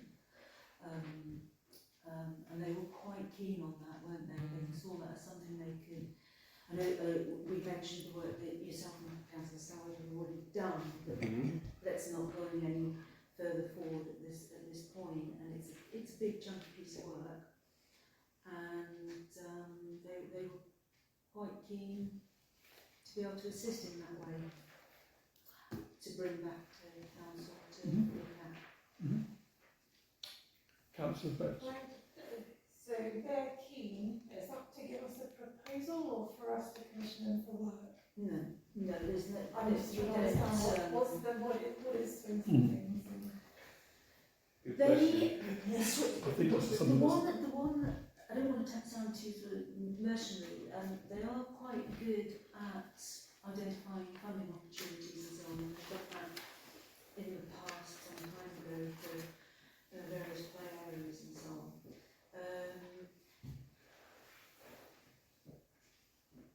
I think we need to we haven't committed to anything other than to bring back to saying we think it would be a good thing for them to do, to go and busy themselves getting some more information about contracts and stuff. We didn't feel that there was anything immediate that we specifically needed their assistance for. What do they assist with? Finding funding? They can help find information very much like we've done a survey for the new play park. They can do things like that. They would do nothing that council didn't agree that they should do. Of course. Yeah, I'm just not too. I think Councillor Betts is not understanding what Swings and Things actually do, what they task with, what. So did you want to comment? So from my understanding is that they look for sourcing options because where we don't have the funding, we do all the time or the capacity to look, so that in the discussions we had, they were very interested in some of the projects we already had going, which, you know, that's council money, that's residents' money. We didn't feel it was appropriate for them to start possibly taking credit for things that we are already doing and would always complete on. But there is possibilities within the village where we haven't got the funding. They can research for funding, they can look for grants which we may not be able to find in different opportunities and not necessarily have the time to do. Yeah. I now see that they're a charity. Yeah, they are. Yeah. That's the key word that was missing. Yeah, so they won't actually do the work. They will, they look for the opportunities out there to support the village. So, Councillor Clay? Thanks. Can I just ask for clarification? Because obviously myself and Councillor Stoward, we did a small case report, all but the quotations for skate park, BMX. What was the potential for swings and things if you had this conversation? What was... Oh, so we Where was that actually heading? mentioned the work that you've done Sure. and that they should liaise with you in any case. It's just to try and get a deeper dive and then, potentially to come up with To work together. we would prefer that they do the work and leave you guys with more time to do other stuff as well. But not in isolation. No, that still needs to fall under what council not would... in isolation, no. Perhaps... Go on. In a way, if you like, I'm just very conscious of the board. In a way, if you like, we haven't worked with swings and things, right? The individuals here. In a way, this kind of tests what value they can provide to the parish council, to its residents. I know it sounds a bit too ruthless, but let's just say how it is. We don't just want to fill a space with more meetings and discussions. No, absolutely. And just to comment on that, if there isn't a value, then we don't need to work with them. But we don't know there's no value until we've had some engagement. And the level of engagement needs to include you Councillor Clay and Councillor Stoward, in terms of some of the work.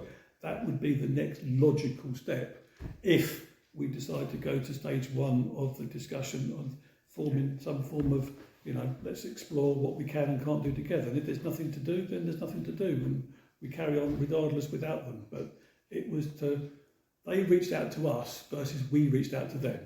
So they started the discussion to say, hello, you may not know about us, and this is what we do and can do and would like to do. Okay, well, let's talk, and that's what we did, right? And that's where we are. Okay? All right, so that's who they are, what they are. You know a little bit about them anyway, Councillor Clay. So, so the idea on this particular point was to discuss and consider the council re-engaging, and to discuss and to consider action. My proposal would be that we do engage and understand what they could offer, and engage those guys with yourselves, Councillor Clay and Councillor Stallard as well, to see where we are. And if there's nothing there after that engagement, then that's fine. But if there is something, then let's go ahead and explore. Discussing the sort of skate park, it felt a safe project in itself. One, it's not a critical time at the moment, whereas other things that we've got are more critical. It felt a safe offering, if you like, to say, okay, we'll take that and see what we can do. So I'll reiterate the proposal, I think, because the proposal, I think, was that we should re-engage and invite them and yourselves to be part of an exploration meeting to find out whether there's any value moving forward together. That would be the proposal. Yeah? Do I have a... I'm happy to second that. Okay, good. All those in favour of that, please? Yeah? Good, thank you very much indeed. Great.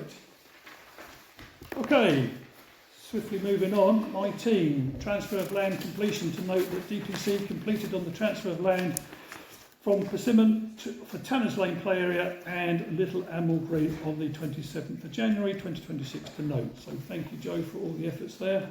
Yeah, I'd like to say thank you, Joe. This is just rumbled. I have chased week on week out. Well, from a personal point of view, I would just like to say thank you. Yeah. We don't ever have to Agree. about it again. There's one bit left, isn't there? Sorry? There is the little green, Yeah, there's one. and the car park. But thanks noted. But that's And just, yeah.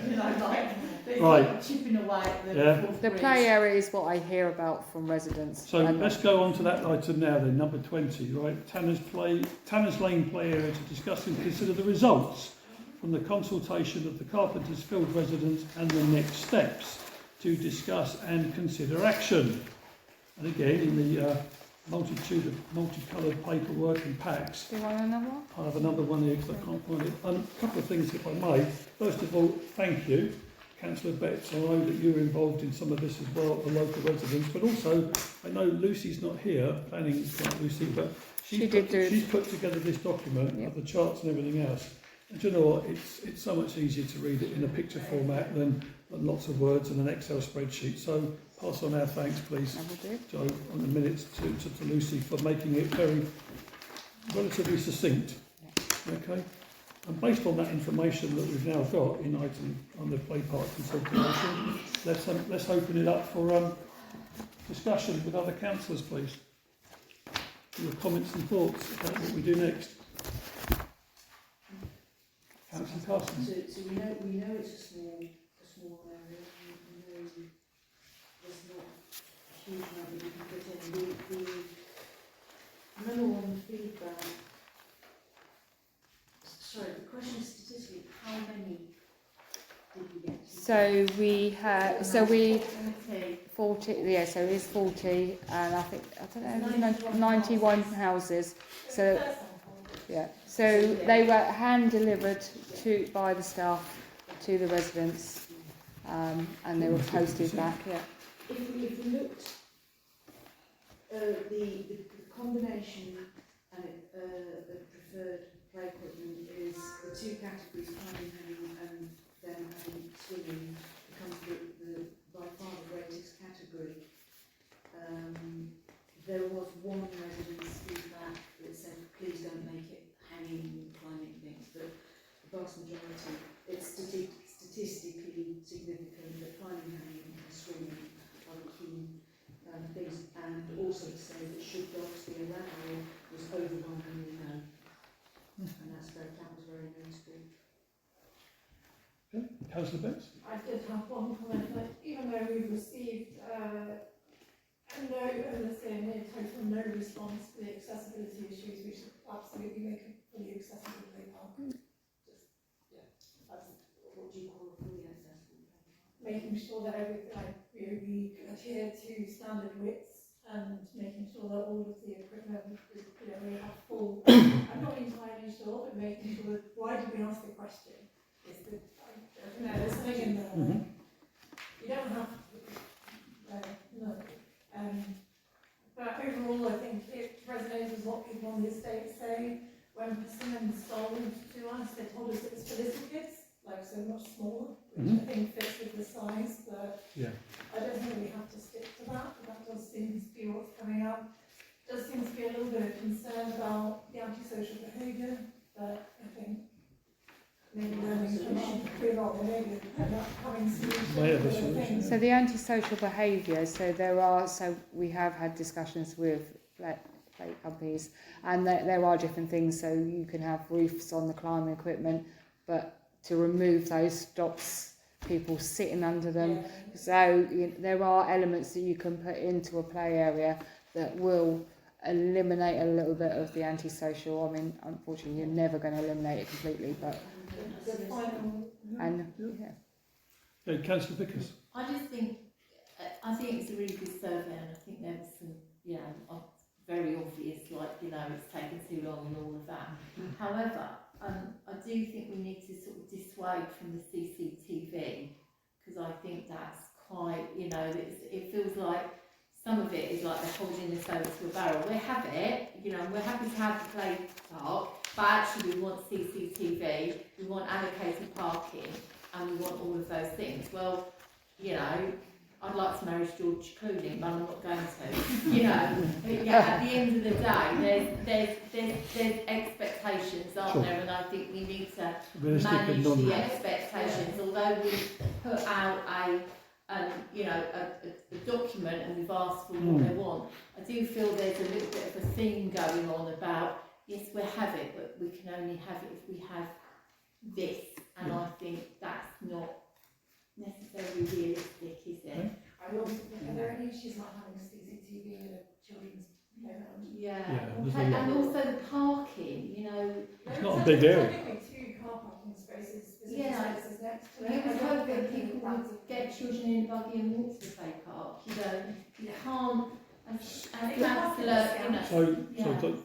Sorry, Councillor Berry had his say. Yeah, with play areas and that, and we're looking at building one, is this going to be under 2010, the Quality Act, accessible to people with disabilities? That's what I think Councillor Best was referring to, yes. Yeah, that needs to be taken into consideration, certainly I would suggest, but it's a good point to raise, thank you. I'd also like to highlight, even as people have said about how long it's taken, I know it's not parish that's taken a long time, but now it's landed with us, it would be nice to be quite quick. But having said that, I think it's also important that when we have a plan or a sketch or some options, I think if we could do a similar exercise, A or B. So there are 2 temporary designs in place before so there was one done quite some time ago when we expected to receive it over 12 months ago. So there were some drawings done then. We have had some further drawings done. We do need to we need to now make some adjustments to those to fall in line what we've got as a feedback. We can then put those forward to council, and we can put that back out but obviously it will go to tender. So because of the costings, it will go out to tender. So the options, and it's whether it's metal framed, wooden framed. There's lots of things to consider like that. Can I ask, do we have do we just buy the equipment and sort of just plonk it where we think, or is it sort of, do we have like a playground designer, or is that what we have? So the playground designer provides the drawings, and then provides the equipment, and then does the whole aspect of it, and does the inspections. Takes it from thought to swings. Yeah. So as a council, you just have to decide what you want, and then you leave it to them to do the work. Okay. Apart from we got to go and flatten the ground again and clear out the weeds. Any other discussions before we look for? Oh, sorry. Would the area be fenced? Good question. So I think that was one of the questions in there. Yeah. I think there is a need for something. Yeah. Good comment. Yeah, thank you. Yeah. But that's something you put in the specification. So that's what today's about. Is bringing back what do you want to see in the plan, in the drawings. So that was actually part of my question. So we can't sort of suggest what we would like to see in the playground per se, or would that be something I could ask to get in contact with the playground designer about? So my main point being, for example, in terms of research, it shows that children best thrive in an environment they're called adventure playgrounds. And I'm aware that it's not something that we can do because you can't have kids with hammers, obviously, but it's the best way for them to grow as people. But what you can have is what's sort of it's a climbing frame that is simply just random pieces of wood. They are controlled. It's just like a lock. They're locked attached to each other with nets underneath them. That addresses the point here with the safety. I think some of the companies that we've previously engaged with and are in discussions with about this, and maybe other parks included, have got that level of expertise and knowledge and almost a catalogue of different options available. So that would be the part of the next step in terms of looking at what we do, how we do it as part of the tendering process. So the proposal here was to actually discuss and consider the next step, or consider the action. Do we have any proposal, unless we finish the discussions, forgive me, but sorry, Councillor Carson? I just want to make sure that we don't lose sight in the discussions about all the options for play equipment, with the overriding desire, the planning, hanging and swimming. Yeah, I've got that, and so they'll do that, and that'll be in there. Yeah, so in terms of the next steps, or if we agree to go ahead, we're happy with this, so we have a specification, we have some drawings, it'll be straight to tender. I'm just wondering about where we are and if there's a second opportunity for here's the 2 final options, because I think that would be a nice engagement exercise. Councillor Carson? I think it would be nice in an ideal world. Speak up, sorry. I think it would be nice in an ideal world to keep going and consulting the community on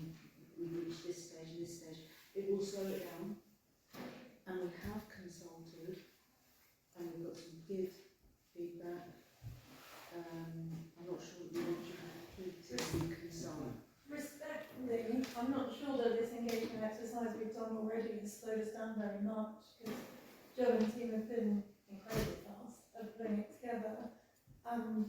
And actually, it would have required, it would just be, here's two options, and you would allow people either to attend the meeting and you would advertise it. So I don't think that we need to No, that's fair. pass that more. So with the information we decide on today, I can take that to the play companies that we have already gone out to put that into their specifications of their drawings, which can come back to full council and next full council meeting, which is April, the 8th of April, yeah.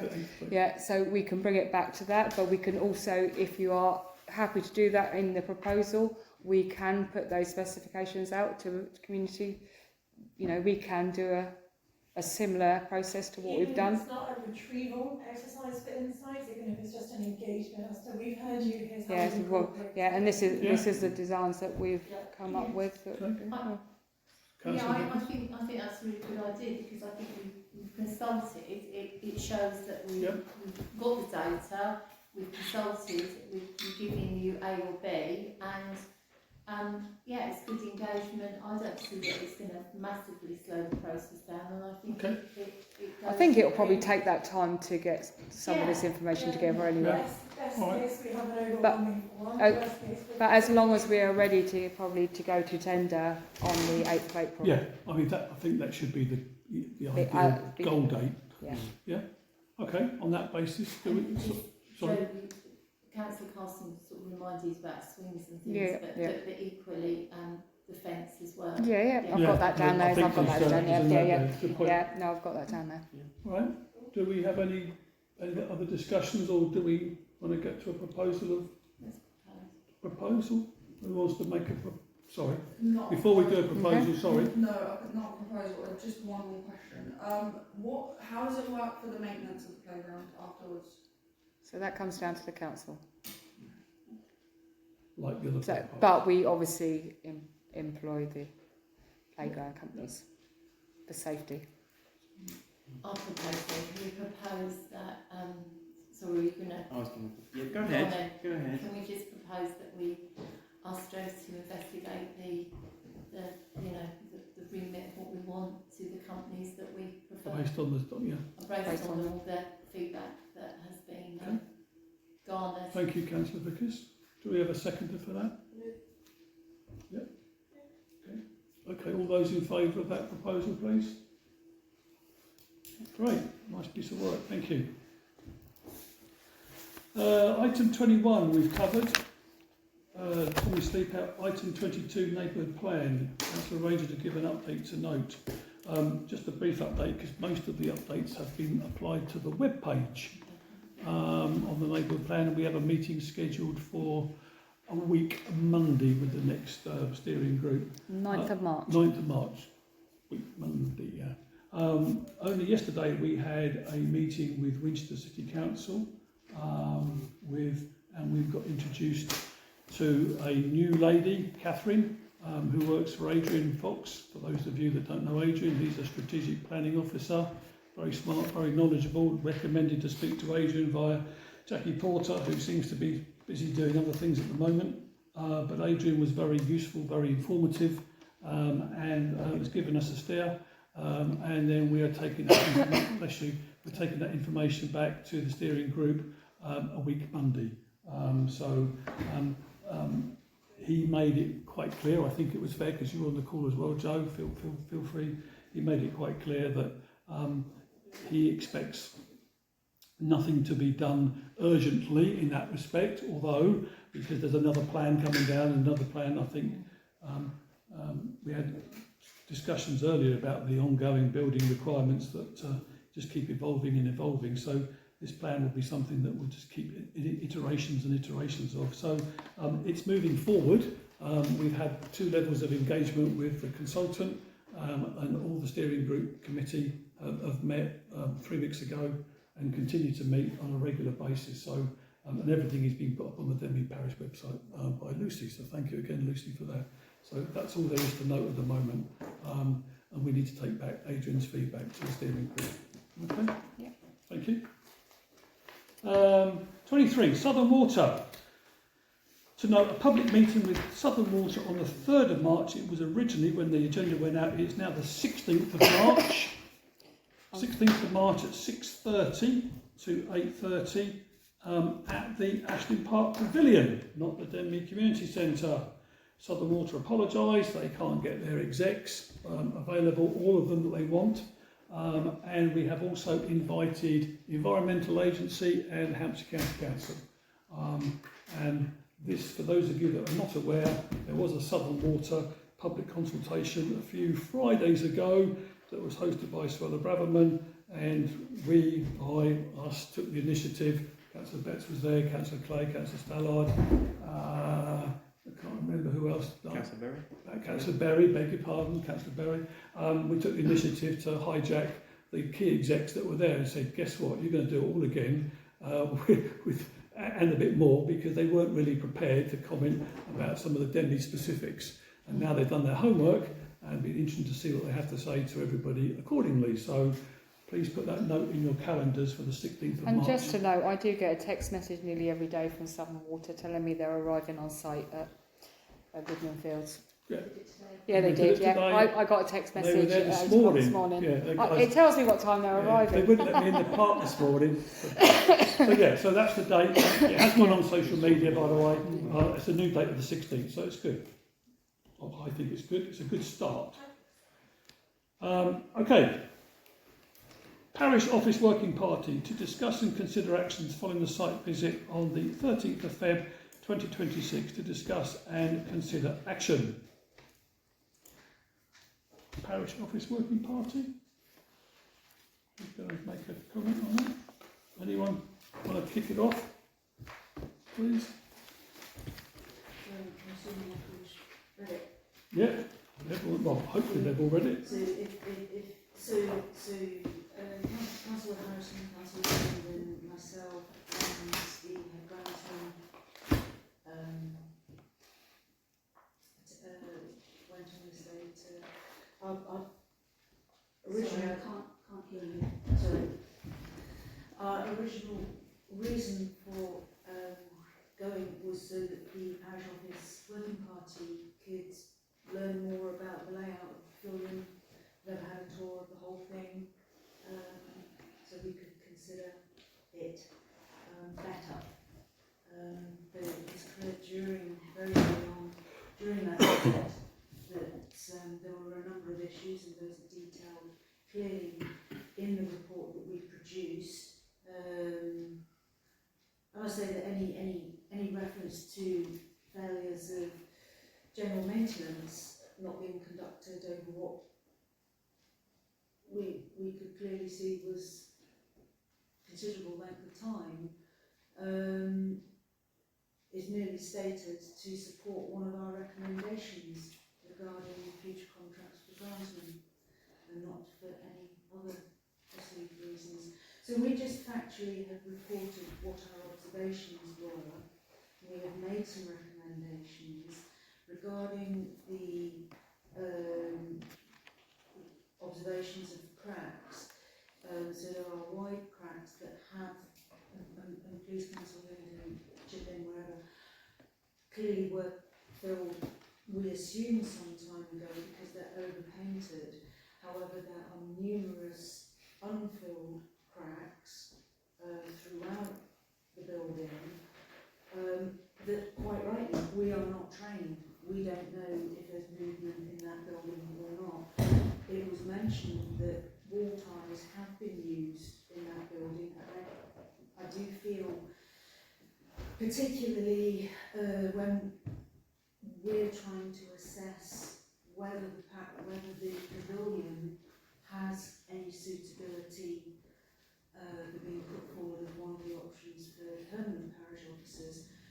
This has kind of blindsided us a bit, because we were not expecting to see that on the face of it, what you can see is a considerable amount of money needing to be spent on the pavilion, whatever happens with parish officers, and that was our greatest concern. Okay. So you've got the report, you've seen our recommendations. We feel the building needs to be assessed properly, professionally, Because we are not professionals, and none of us are in this, and that will cost money, but I don't see what option we do outside of that. Any other comments? Yeah, I mean, I'll come in on that. So, I'm a homeowner, and if that building was the one I was living in, I would be concerned, and I would be getting people round to check it. Thank you, I work there every day. But actually, as a question, what is our maintenance budget for the pavilion? That's in the costing, so there is a maintenance for community buildings in the budget. So there is a budget for Yes. That's all community, yes. Okay.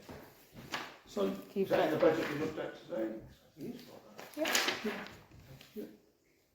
I missed it. I'll pick up on that. It's called community buildings. Community buildings. Any other comments? Sorry, Councillor. No, that was it. There were sort of general kind of problems with the roof, problems with the gutters, that kind of thing going on, and some quite large cracks. I mean, you can put finger in the kind of Right. cracks. Okay.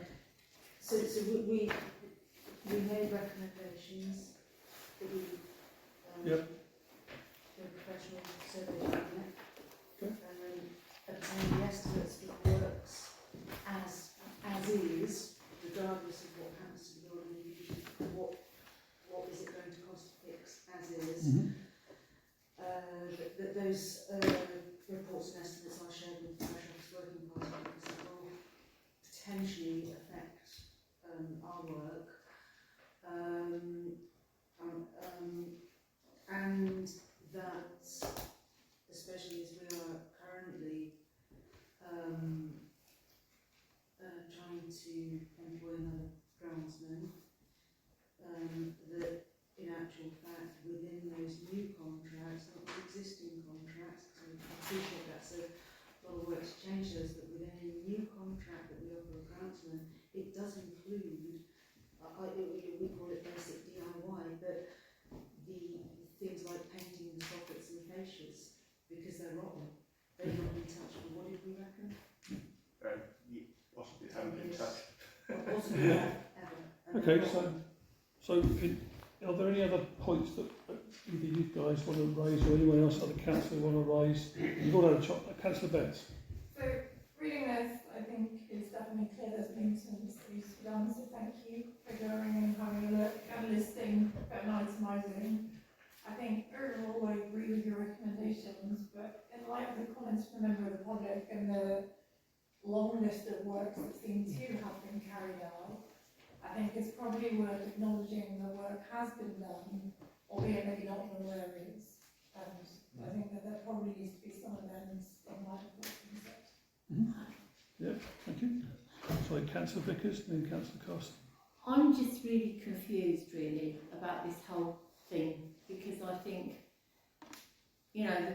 the thing was to go away and to look at it, and I take the points completely, that you went away, you looked, you saw, there were certain things, but still in my mind, it's like, we're going to potentially survey, and then we're going to do the work, but are we going to do the work with the view that they are going to become the parish offices, or are we going to do the work that it's going to be, it just feels that it potentially could be a money pit for no reason. I'm not saying that work doesn't need to be done to get it to an acceptable standard, but I'm just really confused about, I sort of feel we've lost our way a little bit with it. I don't know if that is just me overthinking it or not really understanding.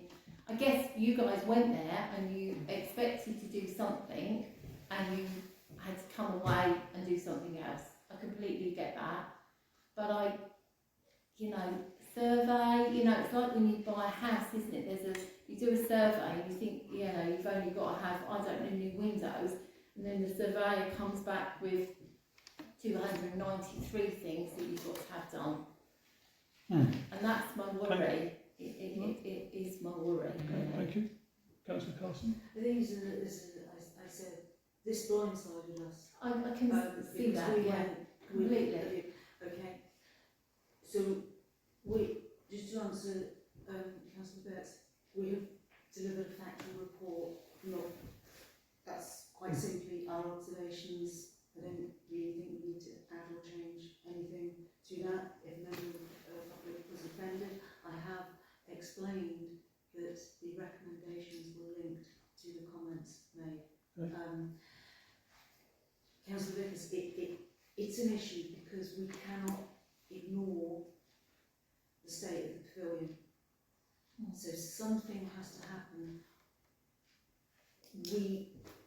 Regardless, the parish office working party has to be and is completely objective, and only at the beginning of the work that we need to do. And we're expecting to find this. So we have to do something about the pavilion in terms of knowing more. And so to know more, I don't see how we can do that without a survey. Okay. Whatever the appropriate Yeah, survey is. Okay, thank you. I just have a question before a point. So you sort of said something about whatever happens with the building in the future. And what does that mean? Are we getting rid of it, or what do you mean by whatever happens with the building in the future? I cannot. The parish council needs a home. That home may be in the pavilion, it may be elsewhere. That's a question mark at the moment. I think the comments in this report was, I think where I would take this report forward is, whatever that decision is, we need to put aside some money to invest in the pavilion, because the pavilion needs some love and attention. No, So we need to understand what those costs are. I completely take your point that actually the sequencing of that. So if we are going to, I don't know, tear it down and build something completely different there, yeah, we don't need to fix stuff. We don't can need take a new risk on windows, it. do But we? we're probably not. It's got new windows. Probably It's got not new doing windows. that much to it. So it probably will affect any cost of alterations as well, because we don't actually know what we've got. Okay, so the reason I asked that question was like, if we don't end up using it as an office, does that mean it will be repurposed for something? If it's repurposed for something, either way the work needs to be done. But for the safety of people working there, I think the work does need to be done, or at least having that assessment of the building. So Because you can't have crumbling, and I can't imagine there's probably some degree of black mould or anything like that. If there's no. It's 20 years old, the building. It's not very, Okay, it's so not. that's not terrible. Yeah. So did that answer? Okay, so That's fine, yeah. yeah, okay. All right. So Yeah, just Councillor for Vickers me- and Councillor Clay. How I see it is it's a bit like your car, isn't it? You go for an MOT, it passes, there's advisories. I just feel that is the thing that we have to sort of maybe think about when we, run away with the surveyor's report, because it will be long. Surveyor's reports are always long. They're always long, and they are very detailed. So we have to look to what is going to suffice to health and safety, and how are we going to make it okay. But I don't want to be financially running away with things that are when we don't know the purpose of the building long term. Agreed. Thank you. Councillor Clay. I'd just like to thank the working party for their time and effort. Thank you very much. Did you get, one of the questions I suppose is, did you get a chance to visit the DCC and factor in the history of what has already been done for Next visit. Oh right, so I thought Yeah. you... No, we just. didn't know if I was missing half of the... That's Okay, not fine. It's almost, from your recommendations and your finding, it's almost another project by itself. Going away, looking at the where we were going to put the offices, and you stumbled across this. This is now almost separate by itself, but involved at the same time. So it does leave us in a little bit of a, what do we do from here? Considering what the main objective was. But yeah, one of the main one was there a second half to the report for the DCC involvement, and it takes us back to original people that we had before, Graham Ash, as was mentioned earlier, and some of the works that have been done already. But if you're following that up, then I'll wait for that. Okay, thank you. I was missing that bit, sorry. All right, and then we'll come. So I'm just going to keep repeating the same thing. I cannot see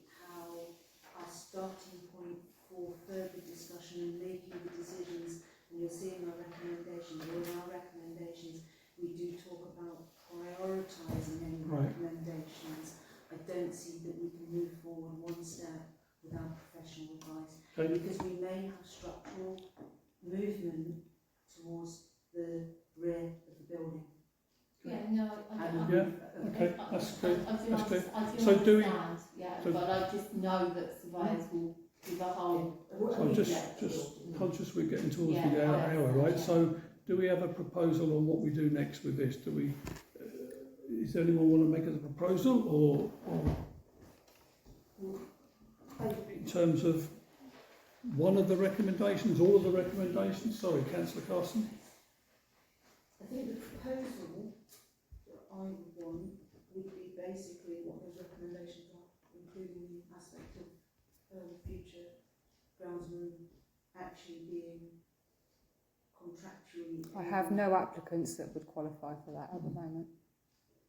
Yeah, I would. I don't think that was a proposal. I think it was a suggestion of a proposal. I think, unless I misunderstood. I would be quite comfortable with the recommendations in terms of the building survey of some shape or form. I think that sounds like it, because none of us are experts, and I think that's an immediate, relatively immediate. And I think we need to draw breath after the survey and review the survey. And I think that's as far as it goes at this stage. I don't think I'd be comfortable to, obviously the report and estimates, just 1 second please Councillor Carson, the report and estimates to be shared with the Office Working Party obviously. I think the ground staff, yes, that it could be an issue in the future, but I think we need to get to first base first. That would be my point. That would be my, so Councillor Lewis and then Councillor Carson. I think I support that. I think actually what would be useful is to actually get financial provision to do that survey in next year's budget. Yep. Next financial year. It's only 6 weeks Only away. 6 weeks. So, yeah. Okay, so. Do you want to propose? So I'm going to propose. So I'll make unless there's any more discussion on the topic, I don't think there is. So I would propose that, based on the parish office working party visit date, the recommendations, the proposal would be that the council do commission for a building survey to external and internal, to understand the extent of the issues and bring it back to council. I would second that. Okay, thank you. All those in favour of that proposal? I think that was unanimous. Thank you. Thank you. Thank you, Working Party, for your work. Very enlightening and very interesting to note. Okay. So is that report staying in the public domain, or is it going to be amended to remove the factually incorrect information in it? We'll take note and then we'll refer back to the member of the public afterwards, because I don't want to open the public session, I'm afraid, because I'm conscious of the time. Because we're going to have to ask for the extension, is that right, John? We have to ask for extension anyway. We're going to have to ask for the extension. So are we okay to go to, I think it's, I don't know what it's going to be, half an hour, so no, 20 minutes. And then we'll have to get back to the member of the public in terms of the comment, because I haven't had a chance to look at that. And we'll discuss that after. We'll discuss that afterwards, yeah. Okay.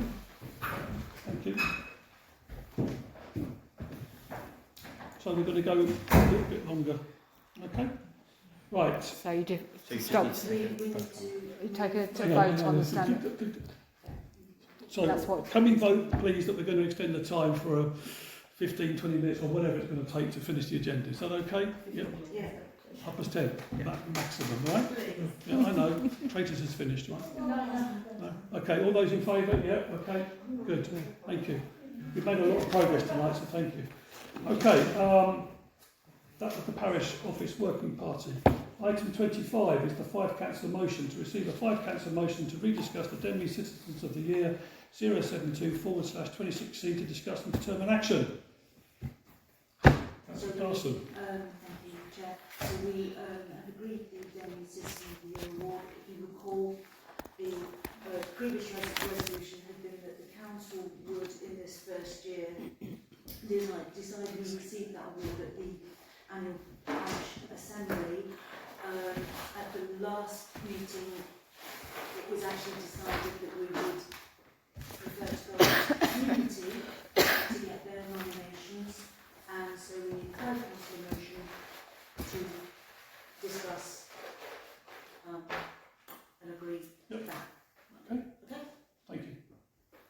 Agreed? Yeah. All those Are in we- favour? Sorry? So that's what we've just discussed. Have you got a proposal? So, Yeah, so wait, I think there's one coming. Councillor Clay. So I propose that we receive the 5 councillor motion to then continue to discuss the item itself. Okay. Seconded. Second? Yeah. All those in favour? Right. Unanimous. Yeah. Should we rediscuss? Now you can rediscuss. Now we can rediscuss. Right, so let's keep it relatively short, I think the idea of a Citizens Award, I think, is a good one overall. I think now that we've got a locked and loaded date for the annual parish assembly, I think we've got something to go for in terms of using that as a platform to make any presentation or award. If any recommendations or commendations for citizens are submitted, I personally think we should go on social media and ask for recommendations from the residents for their chosen Resident of the Year award or Citizens of the Year award, so that we can award that individual, if there is such a person, at the annual parish assembly. That's it. Are we sorry, Councillor Carson, are we going to just, like, 3 people might come forward, there might be 3 names that come forward, are we just going to go, there you go Joe, we give 3 nominations, and how is it going to work? So we'll have an opportunity to, if there's more than one person that gets nominated, I would suggest that we bring it into the full council before the 21st of April. Okay, it should be one.